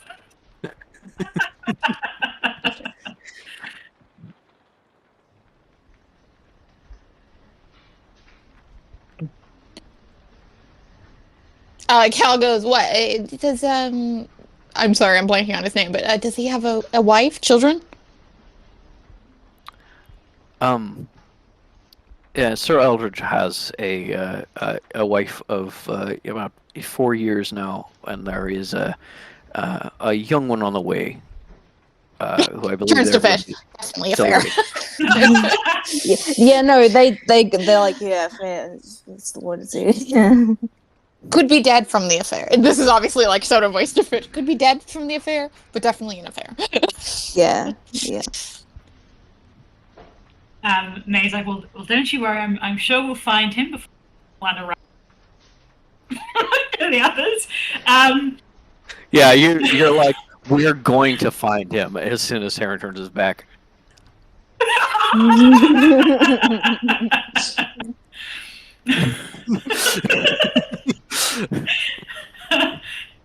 Well, that's a problem for later. We'll find him, whether or not he's. Yeah. Yeah, no, we have not specified in what state we will find him. It probably has not occurred to Mr. Heron to take this approach. A lot of things haven't occurred to Mr. Heron. Correct. And now you are starting to see why. Of being like, there was a guy who did this, who was just like helping us investigate stuff, and then he disappeared, and they went, "You're free," and I went, "Okay." But it probably has not occurred to Heron. But you do realize that if the two things are related, that's another person to track. Sir Eldridge is not. He's not a random Japanese man who has the power to go invisible. There may be a semi-public, maybe trail of like where he's been and where he's going that you may be able to track that may lead you to Kitsune. If they are tied together at all, which Heron seems convinced of, evidence seems pretty thin to you. Yeah. Heron seems to take a lot of things on faith. It seems like he was told this, and he's like, I believe it 100%. You're right. I won't question it. Gotta love these guys. Gotta love them. Good God. Okay, I guess we'll continue on, unless Fish or Cal have any vibes, etc. Once again, I know I'm asking this a lot. How many people are around?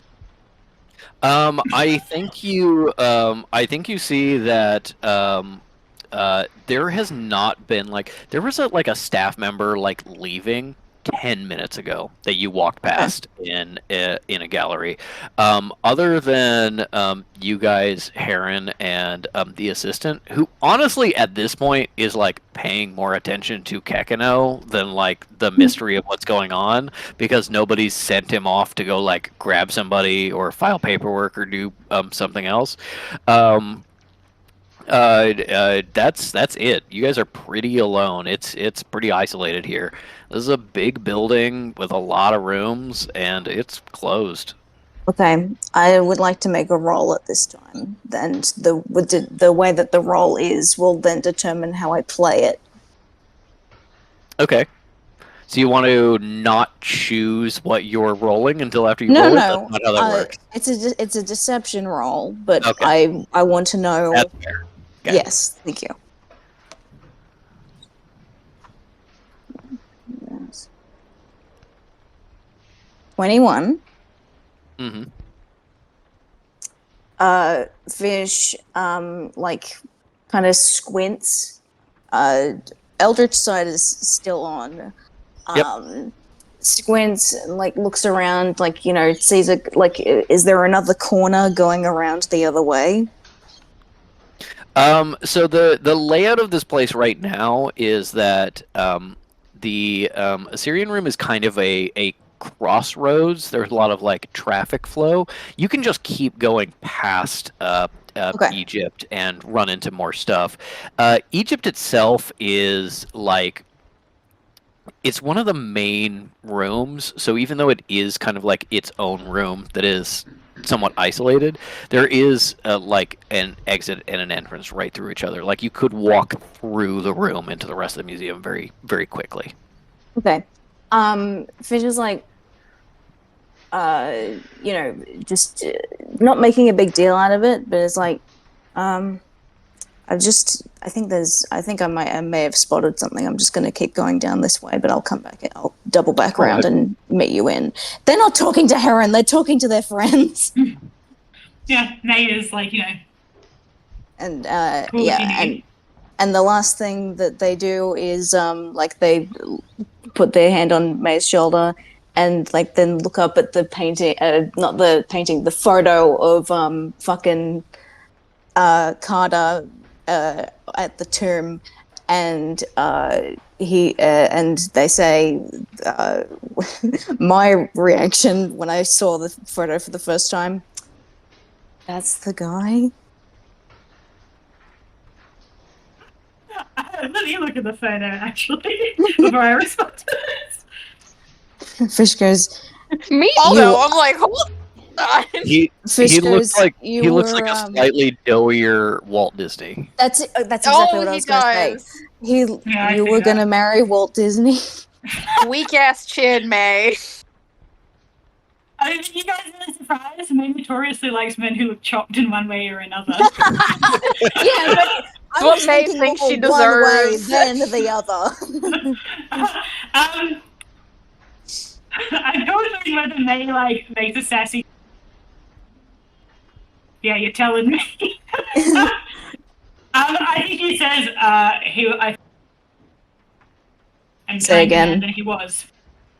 I thought he was a much smarter and kinder man. Fish goes. I love you, May. I'll be back. And off Damning with faint praise. and off they go. Oh, he's the one that I'm looking at.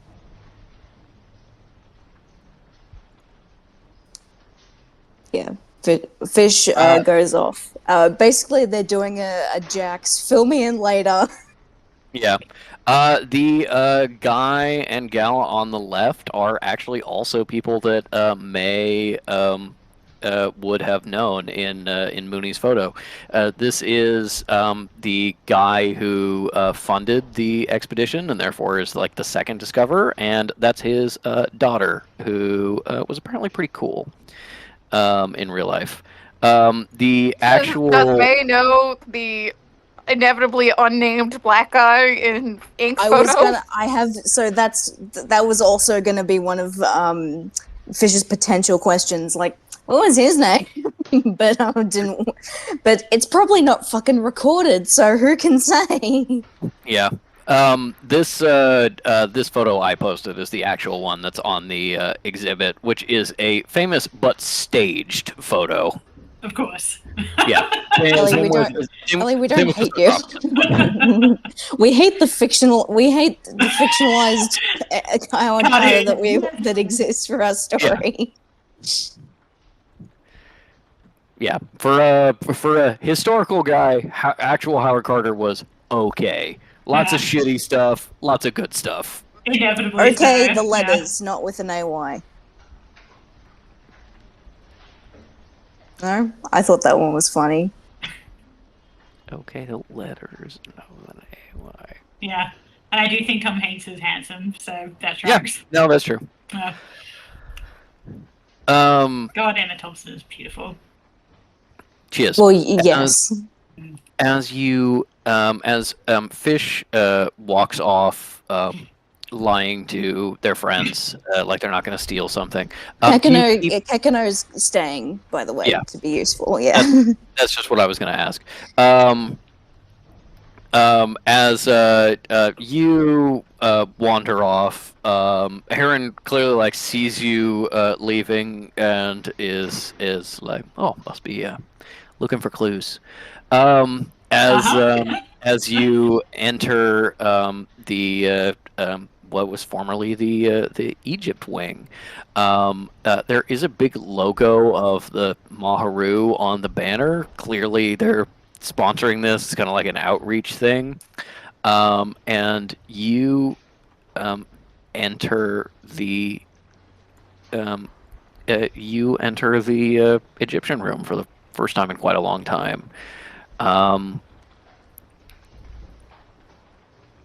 This is so familiar to you, even though it's changed. A lot of the artifacts that normally lived here have been shifted out in favor of some new artifacts that you don't recognize in person. Some of them you know by reputation and by report. A lot of the large like statuary is still here from previous, and giant Ramses II kind of looming over you gives you almost a sense of comfort in a way as you step into this gallery. It feels like coming home, and your home isn't the same as what it was. It's been bought by somebody else. They've entirely redone it, but it's just familiar enough. And had a quick glance around, you see some things that you assisted in unearthing and don't see your name on those placards anywhere. Does she see her parents anywhere? Did she see what? Her parents' names anywhere? Oh, yes. As you were going through some of the older things, some of the things that are from the previous exhibit, like the statue of Ramses II, has the old placards. And while your parents made very few like big discoveries in their career, they made a lot of little discoveries, and they made a lot of things. Like they put forward a lot of ideas that ended up being supported by later evidence. That they were never in it for the fame. They were academics through and through. And so when you look at these placards, it's not like huge statue unearthed by Liam Gallagher. It is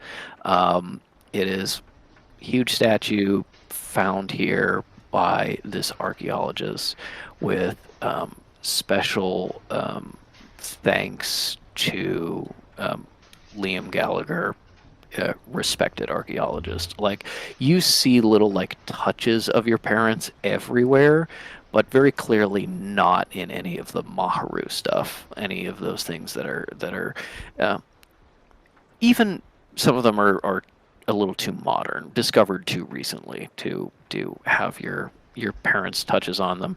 But there were more that were kind of like put away or shuffled out of this exhibit. Also, let's be real, Maharu is interested in grandeur, whereas May's parents were finding the little things that actually create a picture of a civilization, like yes, stuff like that. Yeah, there is. If you go downstairs, there is like an archive that is just like the Gallagher archive. That's just nothing but like 7 rows of pottery shards. Just the things that are like so important to everyday archaeology that are never gonna get a big exhibition. From the masses. Yeah. Okay. May's feeling some kind of way. She swallows it back and focuses on why she's here, which is now not only to fucking find this missing jar, but also to potentially person she should not expect to have to do tonight. And is going to do maybe just a straight investigation check, looking for anything that to her seems place beyond like the missing item, or like a connection of things that are missing, like why these things have been chosen. I guess in the context of Egyptology, is that a fair roll? No, that makes a lot of sense. Do you want Cal or Kekino helping you? Yeah, absolutely. May brought her friends here to help, not to look on and be in awe. All the things that her parents fucking find in this room. Yeah. Maybe So is that Kekino's- going to be advantage from Kekino and guidance from Cal? I think just advantage from Cal, unless you want Kekino to stop like sniffing for things, because No, Kekino is still Kekino's kind of like sniffing. following a trail. Yeah. Thank you, Cal. I'm imagining him like the dog in Alice in Wonderland. Fucking Yeah. Thanks. Thank goodness for advantage. First one was a 12, second was an 18. To a dirty 26. Nice. And you know what? I'm gonna add Fuck Your Genius. Does that make it a 30? It sure does. Extremely Okay. dirtily. All right. Okay, I'm a bit concerned. Ellie, how many do you have left? 1. Careful with it. Oh yeah, I will be, don't worry. The reason I'm putting it on this, We're gonna Why the items be connected. 4 hours from now in game time. We're gonna be deep in a battle, and Ellie's like, "All of my spell points are gone. How did that happen?" a Flash of Genius isn't spell points. The Oh, I actual- know. I'm just additionally clowning. Yeah. With a dirty 30, you enter in, you focus on this room. You first want context. Every exhibit is telling a story in some way. That's what professionals do, is create a narrative with the things they showcase. May comes in, and the narrative is very clearly Howard Carter is the most special boy to ever exist, and that is to the detriment of other archaeologists. Like, there are things where there will be like a big gap in the timeline of like the artifacts that are present, and it's because Howard Carter didn't dig up anything that happened in that time period, but other people did, and they have excluded that to focus on their special boy.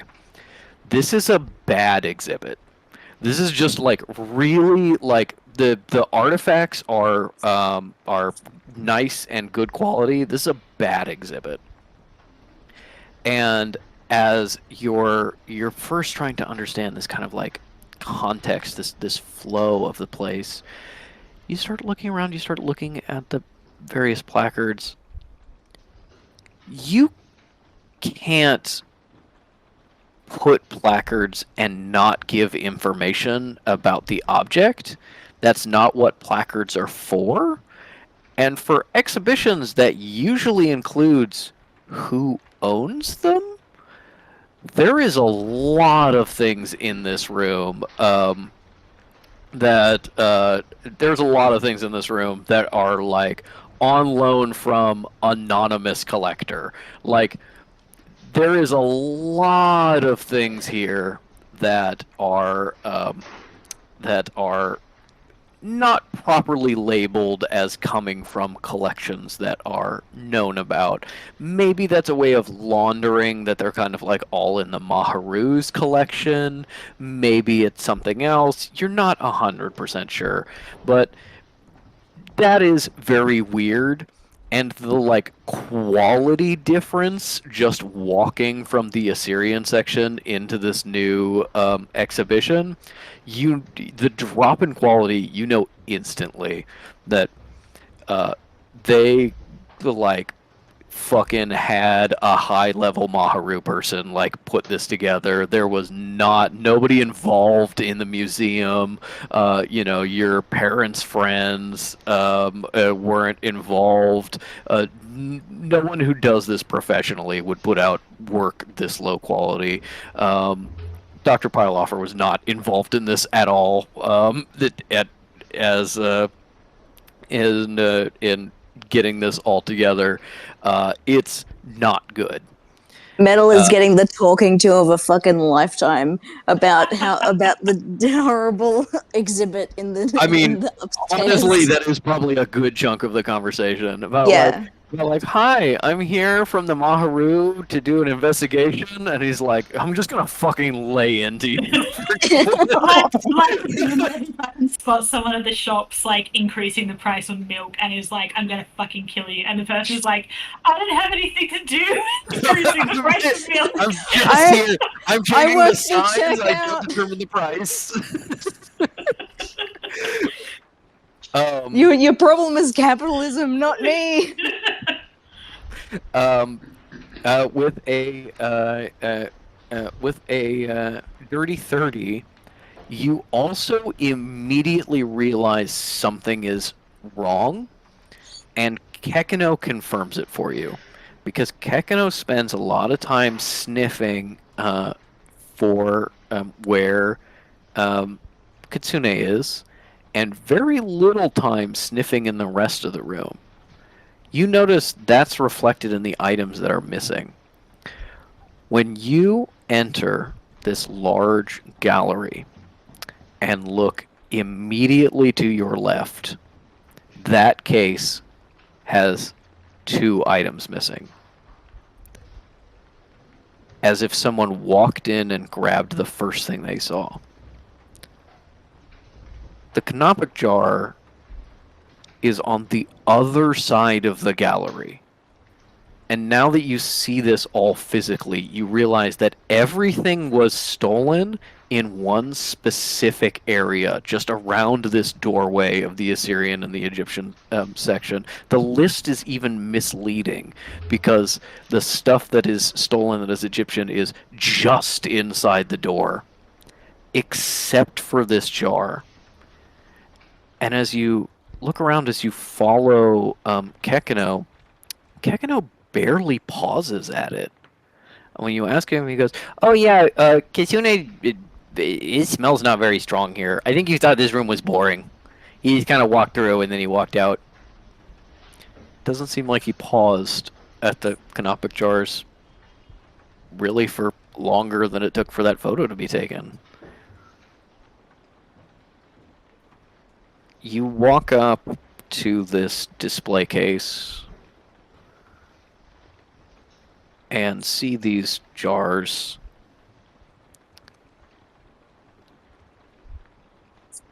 It's not just that you found them. It's also that they can't be here. You look at the plaque, accurately labels what they are, does not accurately label who found them, because you are not present at all. From the collection of an anonymous donor. These belong to the Museum of Cairo. These cannot be here. Now, admittedly, there has been a revolution in Egypt. It's been very unstable the last 2 years. There's been a little bit of looting. Not that much. You would have heard about these missing, probably, if it happened recently. These are not supposed to be here. They're not supposed to be in a private collection at all. And as you look in at this case, you see the sloppiness of the exhibit is not present here. The presentation of the objects is still very sloppy, not very good educational material. The jars, the case with them is kind of like shoved into a corner. The light's not really hitting them right. You've got a lot of professional complaints about this exhibit. But unlike the cases that Kitsune was breaking into outside, this one is thick reinforced glass. Not just physically, but magically reinforced. You can almost feel it humming when you put your hands on it from different alarms and counter magic spells. The lock on it is far higher quality than anything else you've seen. And there it is in this case. 1, 2, 3, and then a missing jar. Why only take one? Why go through all of this trouble to get all of this open and only take one? And if so, how did he do it that fast? He didn't even pause here. Kekino's already off. He's starting to wander out of the room. He's starting to find the portrait gallery and just follow Kitsune on his tour. This doesn't make any sense. And with the Dirty 30, it crosses your mind. Maybe this is not the same crime, if it even is a crime. Maybe things were stolen and someone worked for the museum, the Maharu, maybe it wasn't even an insurance thing. Someone else could have taken this and said, there was a theft. Kitsune may have stolen all of those other things. You don't know. Seems like maybe he did. It's something you could see him doing. You don't think Kitsune stole this jar.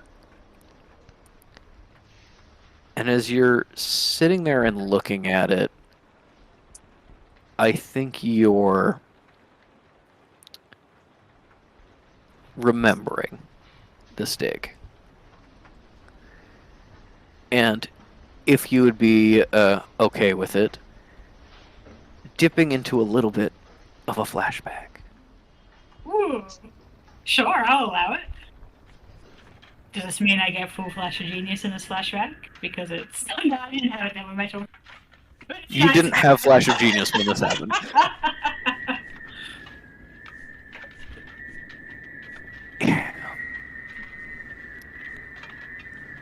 It was so invisible to you at the time, the way that you would start to walk on eggshells when Howard was pissed off.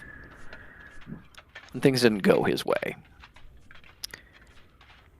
And things not going his way and things not going well were not the same. You stand here after a full season of excavation at the bottom of the Valley of Kings. And you have just finished breaking through into what you will eventually discover is the tomb of Taila, a court magician who was a somewhat important figure during, as subsequent discoveries would find, the reign of Tut and his mother. And as you broke through excitedly and found a looted tomb with very little in the way of material goods, you knew what was coming.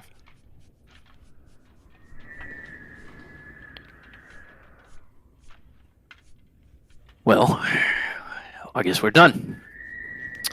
Fine. Fuck it. Season's over. Darling, come on. We could still keep searching. We don't know. Maybe perhaps we've missed something.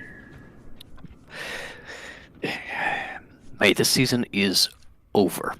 And I don't think we will be getting another one. You don't know that. Carnarvon is already riding me. I promised him that this would be the discovery. This would be it. This is what would make us. We're done. But the diggers, they think that we still have, we hired them for a full season. Well, we'll unhire them. Howard, we can't unhire them. Get them out of here. I understand you're upset. I'm also disappointed, but I think we should give it a couple more days.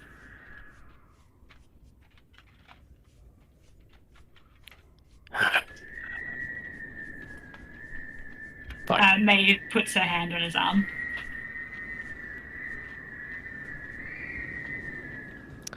A couple more days. And he kind of gives her a pat on the arm, and he goes, I need to send some letters. I'll see you in town. And just walks off. May takes a step, automatically, to follow him, but decides against it, and kind of justifies it as, I should give him time to cool off, and, I'll have to go out and check with the diggers, that, let them know everything's okay. Would May have a sending stone to talk to her parents? I think you have a sending stone to talk to your mother.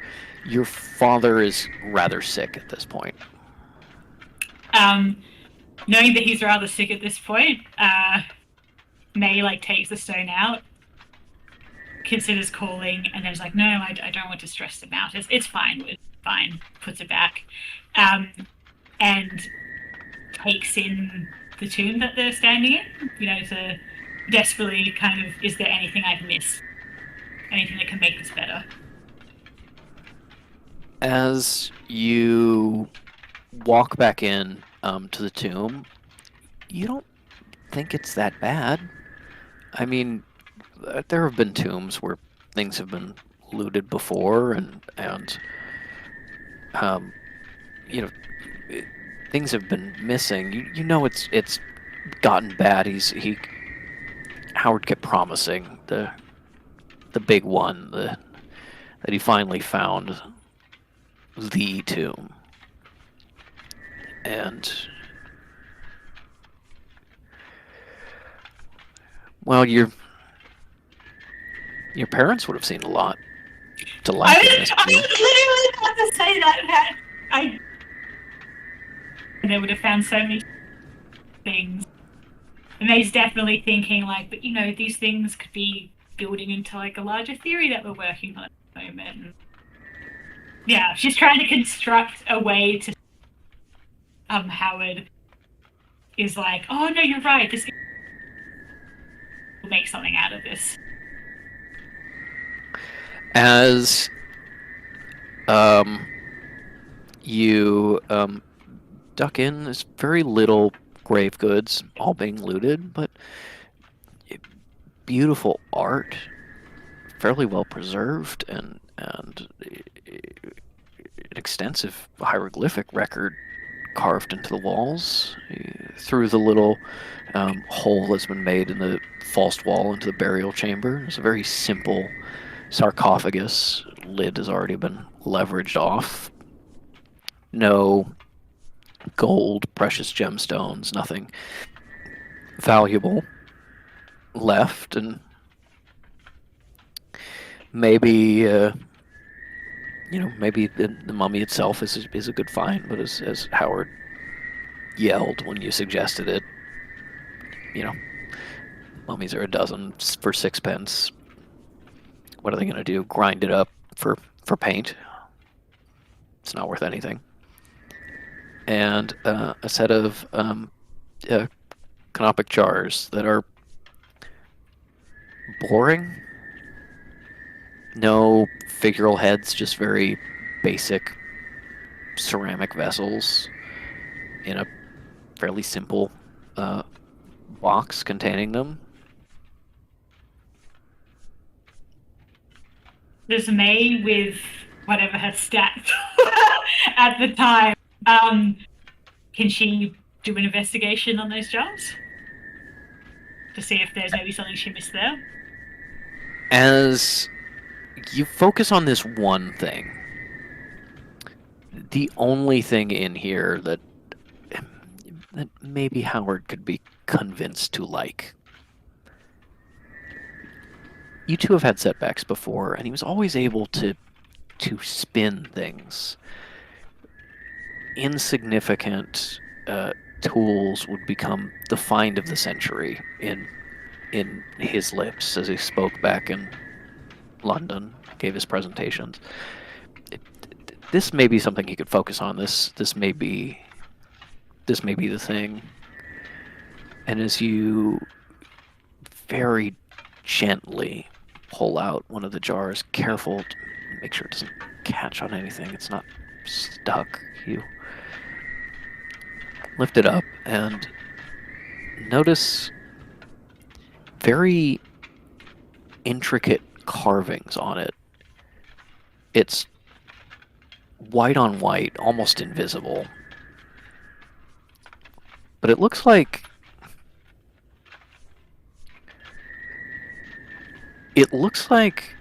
magic to you. It looks like symbol work. It looks like the way the ancient Egyptians did their magic, their sort of rudimentary at the time symbol work. But it's different somehow. It's rougher in a way. No flourishes. The standard praising of the gods is not present that you often find in the magical tomes. As you rub a finger over it, you realize this is actual magic. These are an imbued magic item. Not something you can really share with Howard. Even your parents, as much as they tried to, haven't really understood what you've been studying. It's a little outside their wheelhouse, but as the symbols almost start to glow under your touch for a moment, you look up at the carvings on the wall and start to see some of the same symbols. This is a distraction, but you need a distraction. You need anything to help salvage this dig.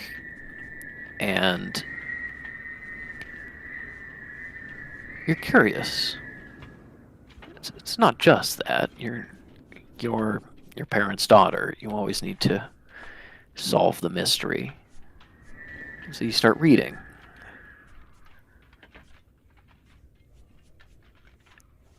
Alone in this little tomb is the first time you will start to put together your theory of magical linguistics. This is the first time you'll start to recognize symbols from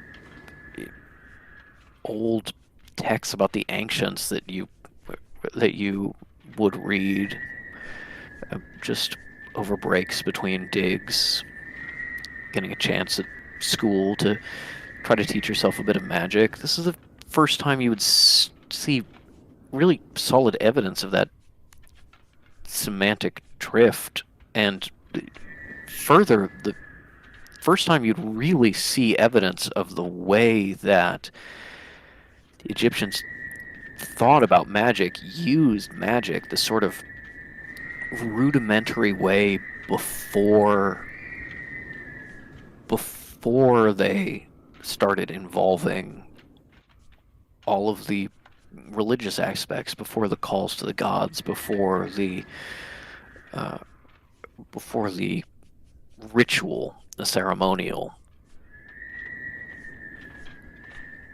As hours pass, copying down in your notebook, thoughts of Howard probably become a little distant, a little pushed to the side, as you find that for you personally, for your field of study, this is a wonderful find. Years later, this will be what has started your career. May gladly the ancient expert starts today. But you don't know that yet. What you do know is this is a great find. There's no material goods here, nothing for Howard to show off at a manor house to someone who's going to fund the next 7 seasons based on the strength of his personality. But in these walls tells the story of the way the ancient Egyptians developed their sense of magic, what magic meant to them, the rituals and the calls, the priests and the scribes, how magic worked through their lives. And you don't think that's something anybody has ever been able to fully explore before. This is a missing piece. This is revolutionary, at least in this one aspect. You can make this work. You can sell Howard on this. You can show him that you figured this out. That this tomb is worth something. You're not screwed with your research and Howard's charisma. You are going to get multiple more seasons based on this find. That just 15 more feet down the valley is a new pedestal, a new piece of door frame that you've found in the hillside. You haven't. Well, that's not for this season. That's for next season. That's for the season afterwards. But maybe that'll be the big one. There'll be other days. There'll be other finds. You can make this work.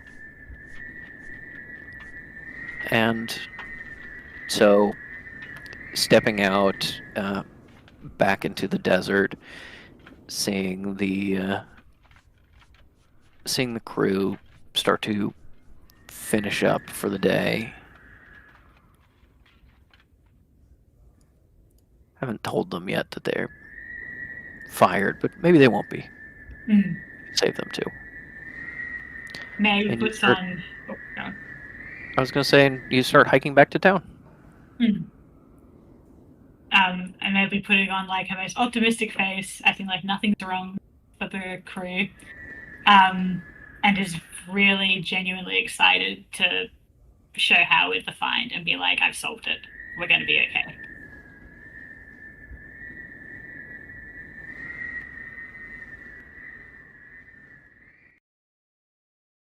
Howard took some convincing. But convincing Howard is what you do. It's what makes you a good wife soon. Partnership. Just like her parents. Just like That's what she tells herself anyway. 3 months later, at the presentation, Howard presents this grand theory, this full history of how magic worked in the daily lives of the Egyptians, how it influenced how they grew, how they settled, what they did, who they were. And May, in the audience, starts out so proud, and then less, and then less, and then less. As not a single mention of May's contributions. The discovery glossed over all of these clapping men as when you were worried about Carnarvon, he comes and shakes Howard's hand and announces to the room that he's convinced that the Valley of the Kings should be more explored, that that new dig site that is going to go forward. And as Howard celebrates, and May trying to hold it together a little bit, knowing that, well, life is tough. You remember that sometimes your father's name had to be added to your mother's contributions. This is not that different. As you speak to Lord Carnarvon, and he says, yes, Miss Gladly, was it? The fiancé, of course. Must be so proud. Yes, very. I'm so pleased that you're doing the dig site. I can't wait to get out there. You come on the digs. That is awfully brave of you. Oh no! I grew up in the area, not at all, quite familiar with it. And May kind of like looks to Howard for, like, you know, that being like for him to back her up and be like, May's like amazing. I need her. You look over and see Howard not paying attention to you at all, speaking with other men, laughing with them, drinking with them, basking in the adulation. Well, I'm sure Howard will appreciate a bit of arm candy on the dig site. Don't let those diggers get too jealous now. Have a good evening. Steps away. Have a good evening. And I think what's really running through May's mind is that she remembers being at presentations like this with her parents, and her father was never away from her mother's side, and it was very clear that even if only on paper, her father was the guy. Anyone who knew them and what they were doing knew that she was very much also the guy. She was not arm candy, and no one would dare to say that to her. I think that despite this earthquake, things slip and shift, but they do not explode overnight. But in the coming days, May finds herself looking through Howard's published work and finding she is barely a footnote in all of her own discoveries. This is not a one-off. This is just how it is.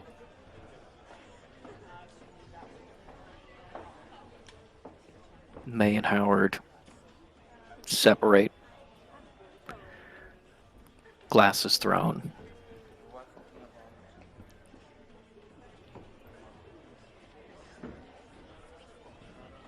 Accused of abandonment. May tries to find out who she is after all this time without him, and returns to her father's side as he passes away a week later.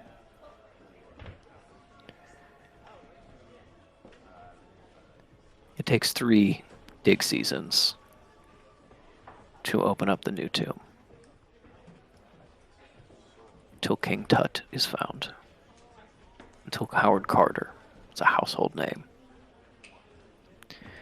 May Gladly is forgotten, but to say she's forgotten implied that anyone was paying attention to her in the first place.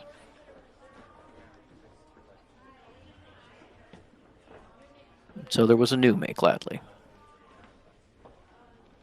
Ancient expert, sorcerer, fighter during the war, eventually. And it's a very different May Gladly now looking in at this case of canopic jars. You can still almost feel, taste, in a way, that desert wind. So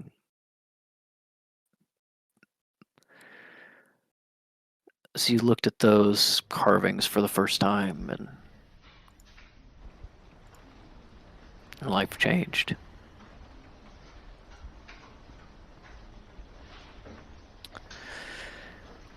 With a dirty 30, you don't think that Kitsune stole this. Why would he? I mean, maybe somebody paid him, but it seems like this was the last thing perhaps he went to, and he barely spent any time here. You don't, the big high budget item, that's the first thing you take, so you spend the most time on. Hey, Patrick. Mm-hmm. Does May know that the jar that's missing, is that the one that had the symbols on it? They all have the symbols on it. Okay. But May is a more experienced sorcerer now. She's read more. She knows more symbol work. Back then it was only a theory.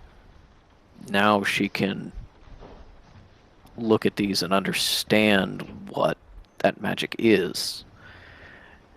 And as you remember, and as you look at these jars covered in magic of protection, of sealing, and of capture. Huh? Magic designed to put powerful forces away or protect its contents from even gods.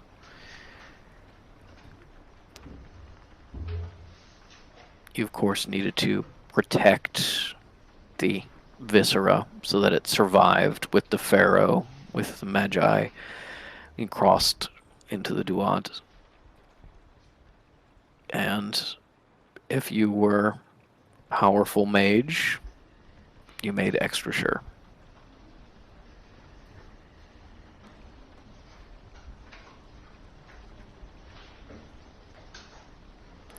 As you hear footsteps echoing through the halls,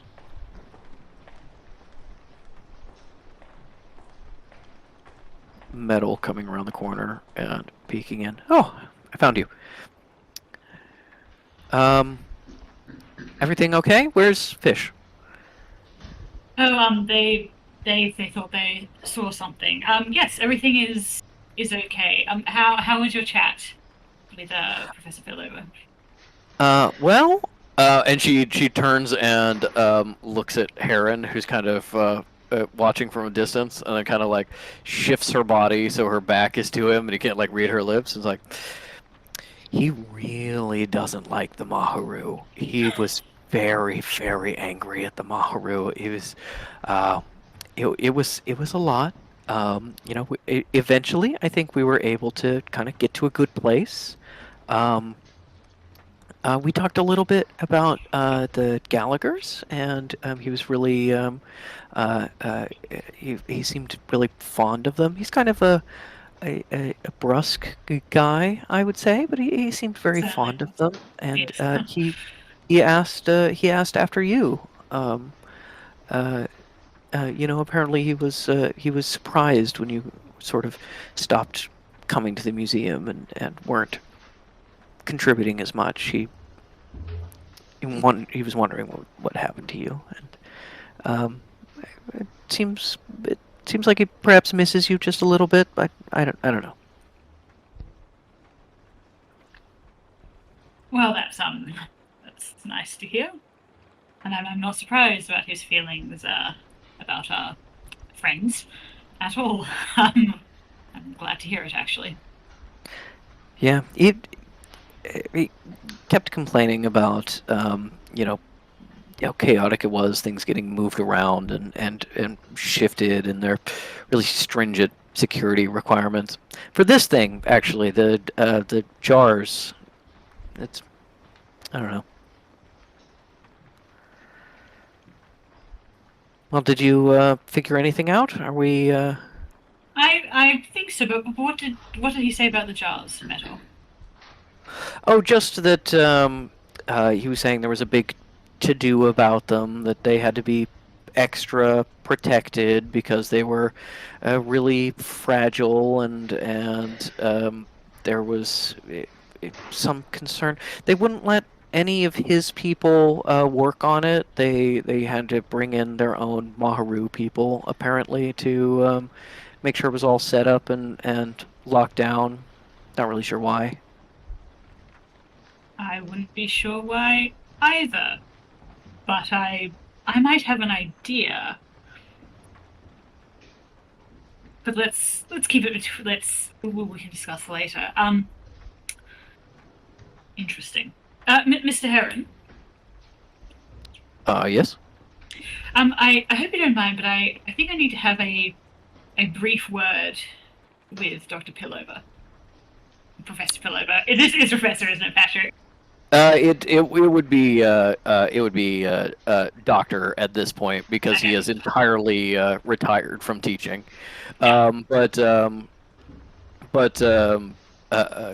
Yes, you would have known him as a professor when you were younger. He says, "Oh, of course." Excuse me. Yes, of course we can. In fact, we can send the young man off to get the doctor right now. Yeah. Oh no! I'll go to him.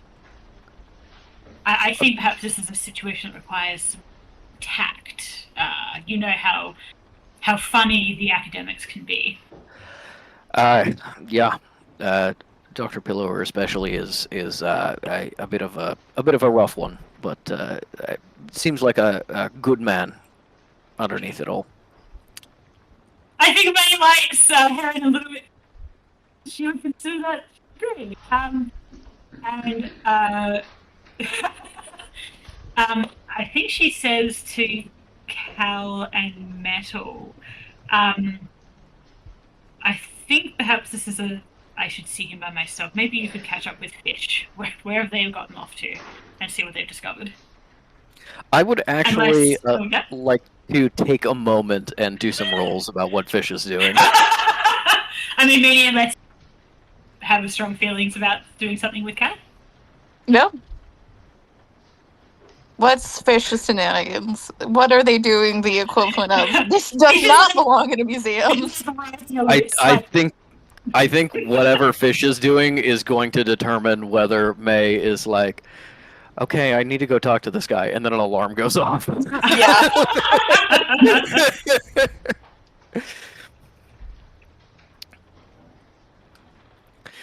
So, Fish, I assume, heads up to the second floor galleries.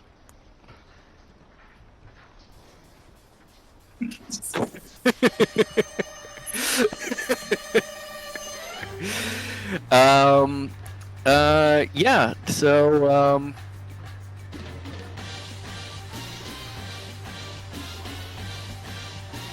Yeah, they're pretending they're unwise, but just using levitate self. Thanks, Ellie. I'll just take that and do it for real.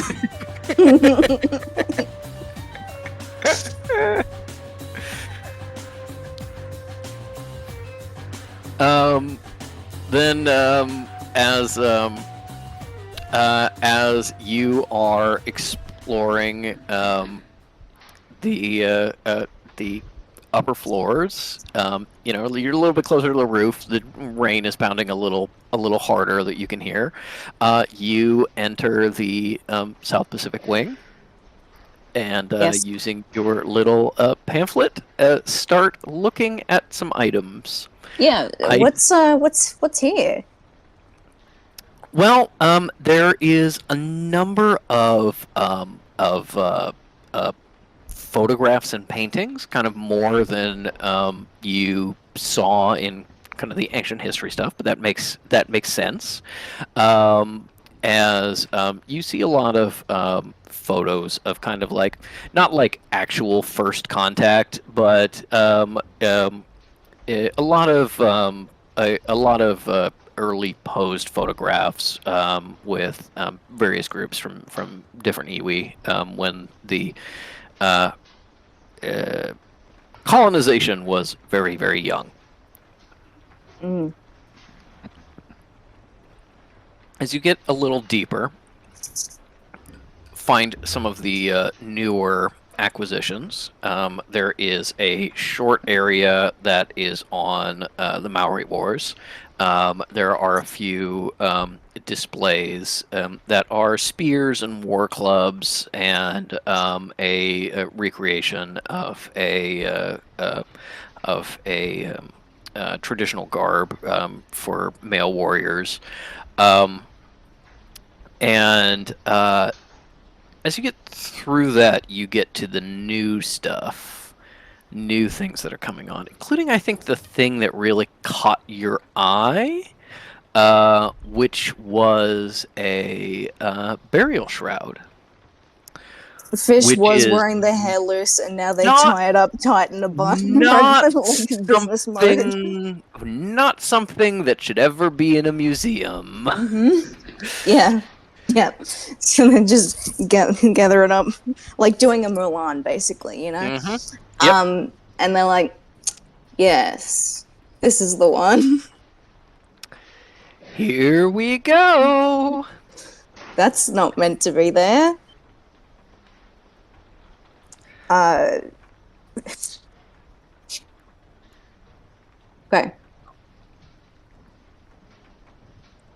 This shroud is in a long rectangular case, pretty shallow. You can see a little plaque describing what the item is, including the name of the person it was buried with, which seems morbid, and not particularly okay. What do you want to do? Blink it out of there?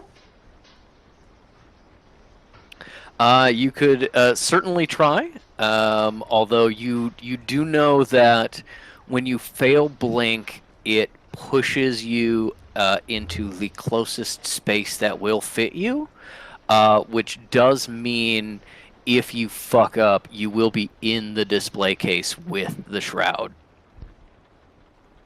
I think I'm okay with that. Okay.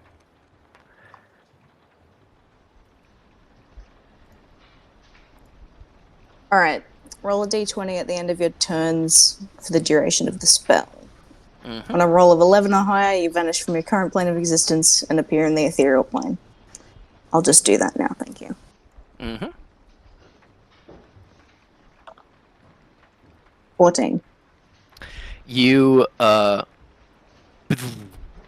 step out of reality just a little bit, everything becoming a bit ghostly, a bit hollow seeming in a way. As you look at this object in front of you, you can see even a little bit of a glow through it in the ethereal plane, almost like it has like still maybe a little bit of maybe a little bit of maybe this is an activation of your magic, maybe a little bit of connection to not just the guy who died, but maybe living relatives. Mm-hmm. It just kind of glows to your sight a little bit, and because everything is a little bit see through, you can look down and kind of glance around and see.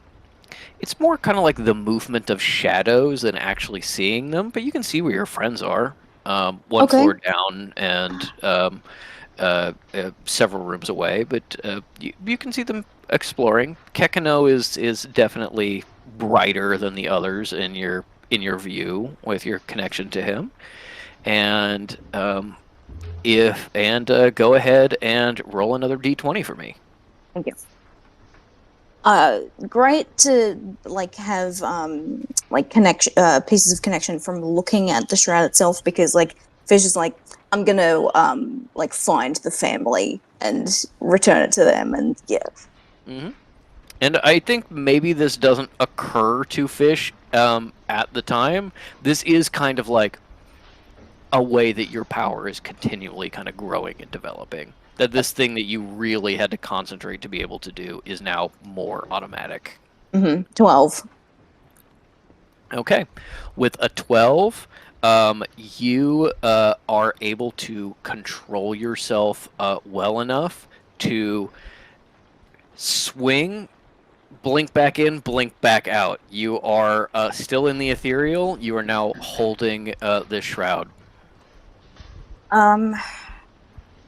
It is Okay. out in the open, out of the case.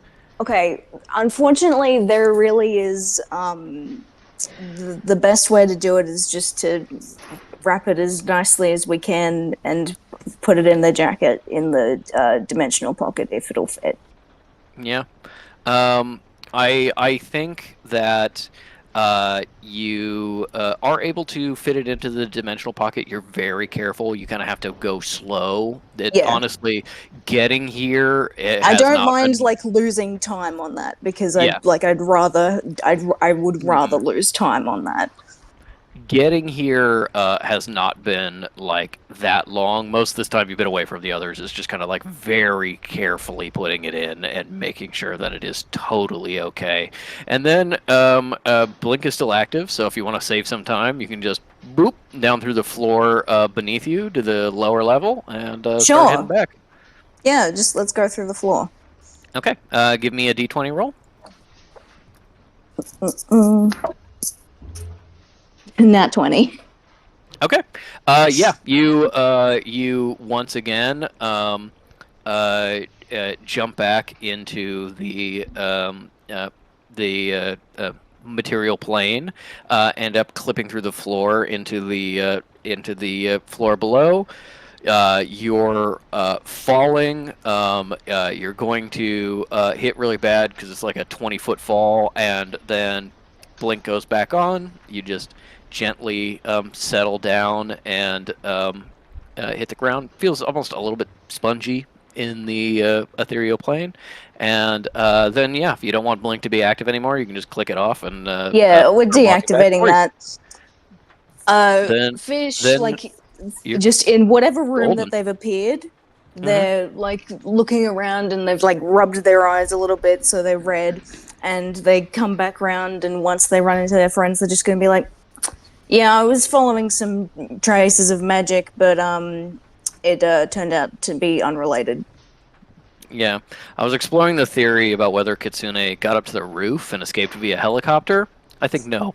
There was no helipad, which means he couldn't have. No helipad.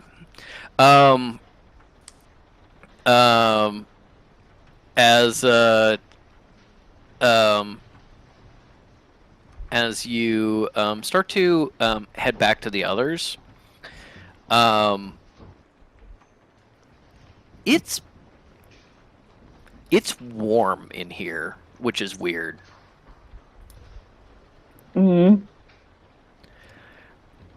Like, you guys came in from the rain. It's pretty chill night, someone's got like the heater on, or you're hitting like a hot pocket or something. There's just it's like it's a little uncomfortable.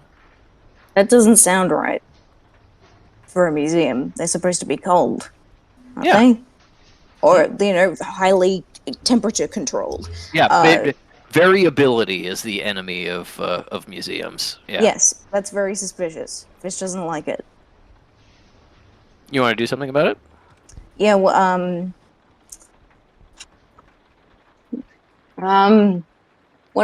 would I do? What is there You to could try. do? You could try a perception check. You should try an Arcana check. You could try a survival check to be like, you could like track the heat. Well, okay, Ellie, I was actually thinking of Fish doing Cold Rain to turn off the rain because they can do that.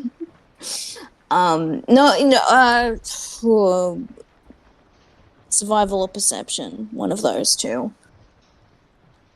Maybe perception just because it has the more numbers.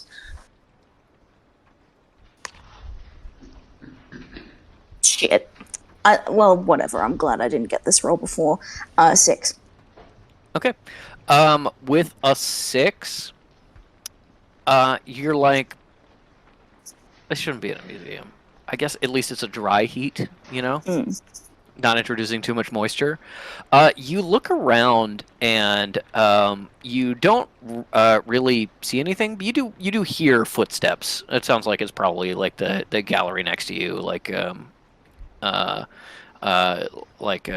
know, someone's in the gallery next door. It looks like that's North Africa. Yeah, just gonna head back. Yep. Okay. As you're heading back to your friends, we will pick up with I'll take the hair others. back out so no one is suspicious. Yeah, no one is suspicious. And then Cal is like, "Why is your hair like really kinked? Like you just had it back?" And Fish is like, "Why do you notice that about me?" Yeah.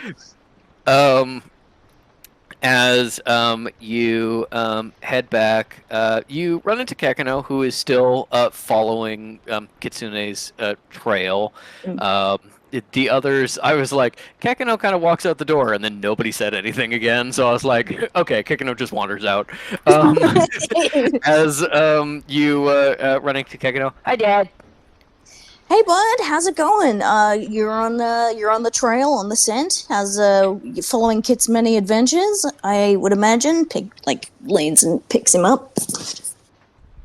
Hey, Dad. Yeah, I'm just following him around. I guess he thought like some things were boring because we kind of moving fast. You know, it's like when you walk into a room and then your smell lingers at like one case and then that's it and you leave. It's kind of like you didn't even have to look at the one case. That was just you don't care. You know, that was just so people see you looking at a museum thing. Yeah, well, that sounds like him, doesn't it? Yeah, kind of. And so what? He just came in through the front door and then right back out that way? I don't know where he. I don't know where he came in because I haven't like hunted back that way yet. But he seems to be like really purposely moving towards like kind of this side of the building. So obviously he's gonna keep sniffing. You know, maybe there was a window or something, or maybe there was something else you wanted to steal. Something else? Yeah, I don't know. Yeah, no. Let's. I'll accompany you, and we'll see where it leads. Okay, Dad, do you know why my tummy hurts? Nope. Okay. I love you, Dad. I love you too. You know, you are my number one most favoritist boy in the whole entire world.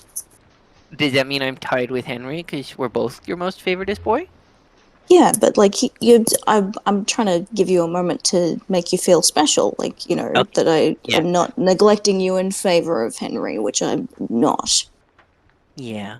No, I like Henry a lot, but sometimes it's nice to get a little bit of time just to myself with you. Yeah, Absolutely. And you can have it any time that you want. I love you. Don't tell anyone that you have a pain in your stomach. Okay. As you start heading back to the others, Kekino kind of starts like drooping in your arms a little bit, like he's like not doing super well, and he's just kind of like, Dad, it's really dry. I think I need Yeah? a juice. I think I need like a juice.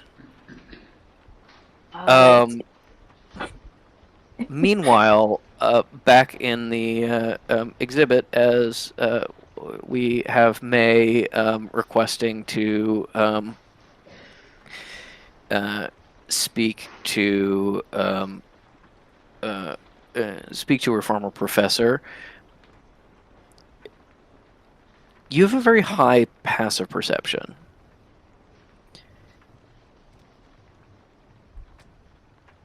You smelled the desert when you held that jar.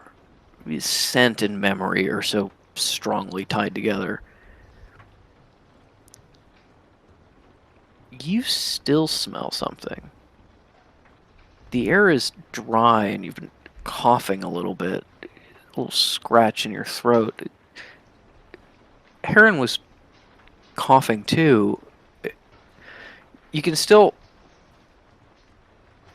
still smell the sand, the desert.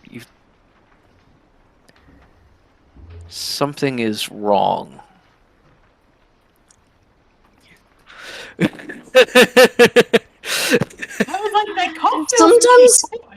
Sometimes you do things and I'm like, Huh? is this a character decision?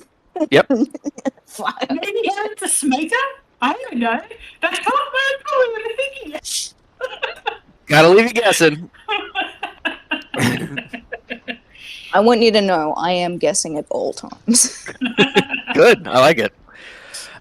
Yeah, something is wrong. May says to Heron, "It's a bit warm in here for an exhibit, isn't it?" Now that you mention it, it really is. Maybe when we meet with a doctor, we'll bring it up. Maybe there's a broken thermostat or something around here.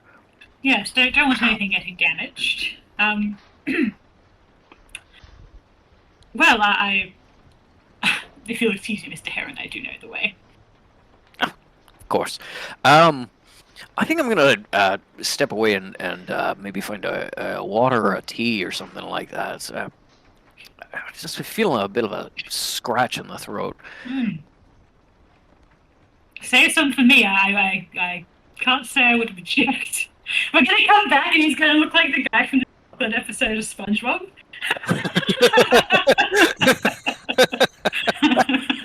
Yeah. Yeah. Then yeah, if you're not going to try to make a check or anything, you're just gonna try and get out of there. Yeah, I think May would be like, "There's something wrong with the building." It would be more like, "Well, the building doesn't have a lot of money." Yep. Yeah. What is Cal doing? What is Cal doing at this time? I'm sorry, guys. I've had a headache for the last hour, so I have been Sorry, super hon. fucking out of it. Sorry. Yeah, I just took some meds. Sorry, I haven't been spacey. I have been paying attention. As for what Cal's doing, I will make that up on the spot right now. But I apologize for that.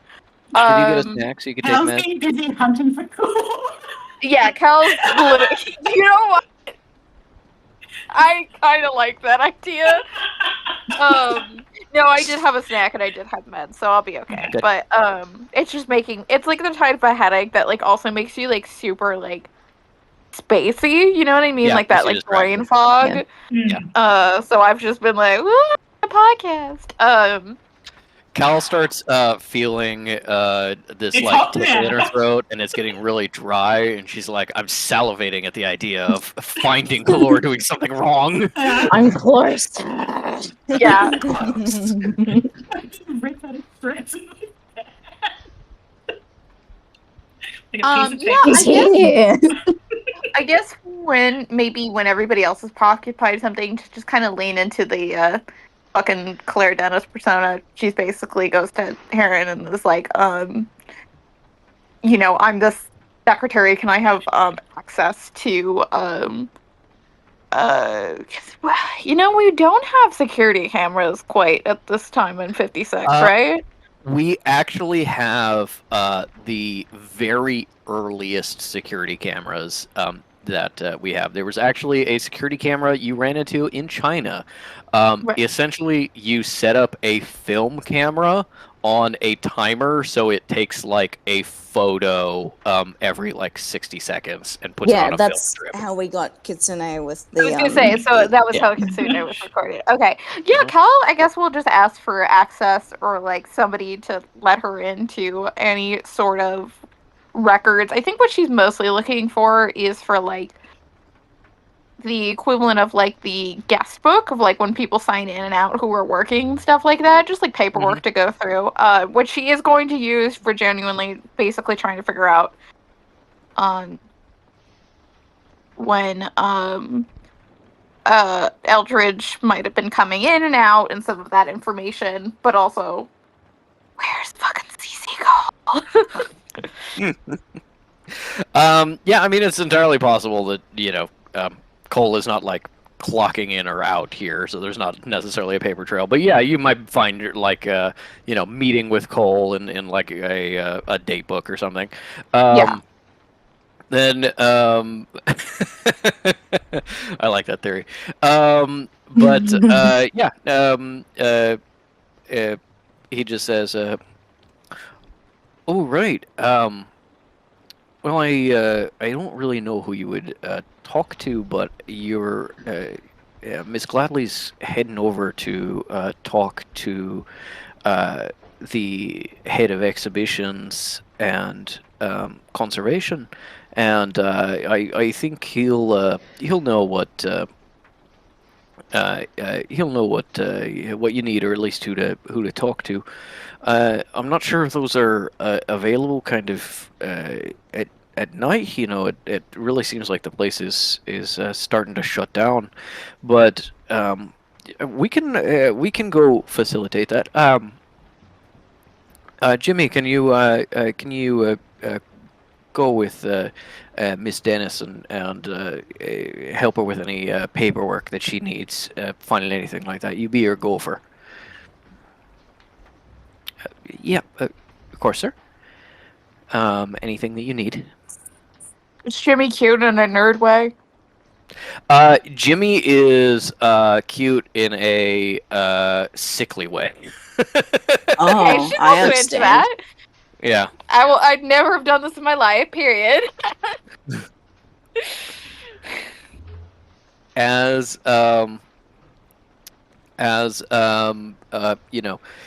May and Cal are like, we're gonna go see the director. May is probably like, oh, he got a lot of promotions in the time since I saw him. I think even without a check, you're like the director of the British Museum is like a political position that's like a lord somebody who's just at dinners and stuff all the time. The head of exhibitions and conservation is the one who actually runs the museum. So you're like, this guy is actually in charge. Maybe I do want to go have an awkward conversation with him. Yeah, Cal's just gonna be chatting with Jimmy Boy here and is basically asking for who's kind of here the most, like who barely goes home to sleep. As you and Jimmy start walking, May is coming with you. Going in the same direction, going to talk to the same guy. I think Metal is kind of like, are we waiting for Fish or? No, okay, I'll come with you. Yeah. Doesn't Mel have the ability to set heat sources? Yeah. No, he's Hey asking. girl, what's going on? She doesn't have independent thoughts. or opinions that she might want to? No, she just got them. She just unlocked just that got kit. It's true. She has just been. developed that. She hasn't even looked She at the only menu. just learned that she can use Spells that require spell points. So Mhm. I can't She wait has for someone been- to go on. She's been tamping down on her free thought for every single day for like 2 years. So That's fair. I can't wait for someone to be like, oh my god. I mean, yeah. Didn't you guys know that? Did no one else sense the fire? Like, yeah. Anyway. Yes, the museum fire. We've all seen it. it's like the bomb under the fucking sanctuary. Yeah. God. Fucking hell. Also, should we add 15 minutes onto the knockoff time because we faffed for another 15 minutes after I said that? No, that's You fine. man, I think we yeah. are actually going to wrap in Yeah. just a minute. Oh, okay. That's all. Tell us Uh, about the fire and then we stop. Yeah, Tell us about the bomb. exactly. As you and as pretty much all of you, but Mr. Heron, who is just kind of looking around. I think maybe looking for fish, being like, "Are they coming back?" Or as you start to leave back into the Assyrian exhibit, you hear a sort of shuffling footsteps coming towards you. Great. Are these the same footsteps that Fish just heard? Fish isn't here, but Yeah, but they're the they heard same. footsteps. They're the same type of footsteps, not in the same place. It's a mummy. It's gonna be a fucking Somebody's mummy on fire. wearing shoes. Yeah, with May's passive perception, it seems weird that it's kind of like somebody's like stumbling or dragging something. Drunk in the and- museum. And there's almost like a little bit of like a hissing noise. Oh Drunk my snake in God. the museum. Drunk snake in the museum. We'll see them. Yeah, I think May could make a perception check to kind of see what's going on. What loser is drunk in the museum at this time of night? Everybody knows that you get the lunch special at Tony's across the way, and then you come to the museum. That is from 12:30 to 1:30, because then right at the end, you get to drunkenly sit in on the talk about the newest acquisitions. Genuinely, And that sounds they- great. and you can Every just May- call out whatever the fuck you want. Yeah. Yeah, it's- heckle the it's curator. Friday. That was an 18. Okay. With an 18, there is a figure walking towards you in the Are the arms shadows. outstretched? Are they like Do they No. have arms? Are they a snake? Do have arms, but they sort of flicker and become translucent and almost disappear for a moment as they step towards you. You now don't feel hot. You feel dry. Can almost feel like moisture is starting to leak out of your body. I need May to give me a Constitution saving throw. Cool. Where is mine? Okay. That's a 10. DC 16 with a 10. You have spent a lot of time in the desert. Never lost, never in danger, but you know what that sun and that wind does to you. How it saps your strength. How it weakens you. How it drains you. How it dries you. You feel the desert sun. You feel the wind that grains of sand smacking against your skin as you immediately gain 1 level of fatigue, 1 level of exhaustion. Yeah. And as you step back, startle back a bit from this shambling figure, you hear footsteps behind you. You hear sounds above you. Tiny click, click, click, click of claws on stone. Something skitters in the gallery above you. The noises start to become audible.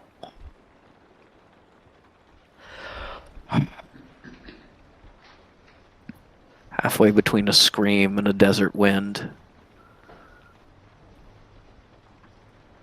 Not physically here. Curses. Egyptian curses given form. Aaron seeing one step into the exhibit from the other side. Shockingly succeeds at his con saving throw. Really surprised me. Didn't The think that power was of the mathematically Maharu possible. is Yeah, flowing through his maybe. veins. Sees this creature and goes, "No. No, Lord, have I not been faithful? Please." As I need you all to roll initiative. Hell yeah. And with that, we will end today's session of Well-Dressed Bones. Wait 1 second before killing Craig. May's like to Cal, well, this isn't the museum I had in mind.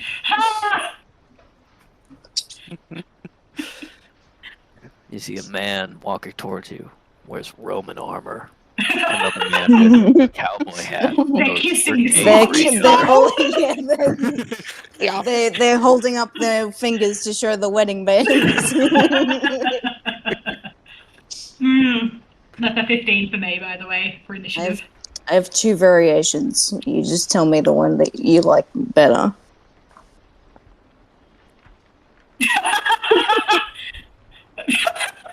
They're both really good. Yeah. Would you like to explain for the listeners? Oh, they're both so good. And my initiative is 12. But the fish is Okay. there, so Uh-huh. No, fish is pretty close, but not right there. All right then, we will end today's session of Well-Dressed Bones.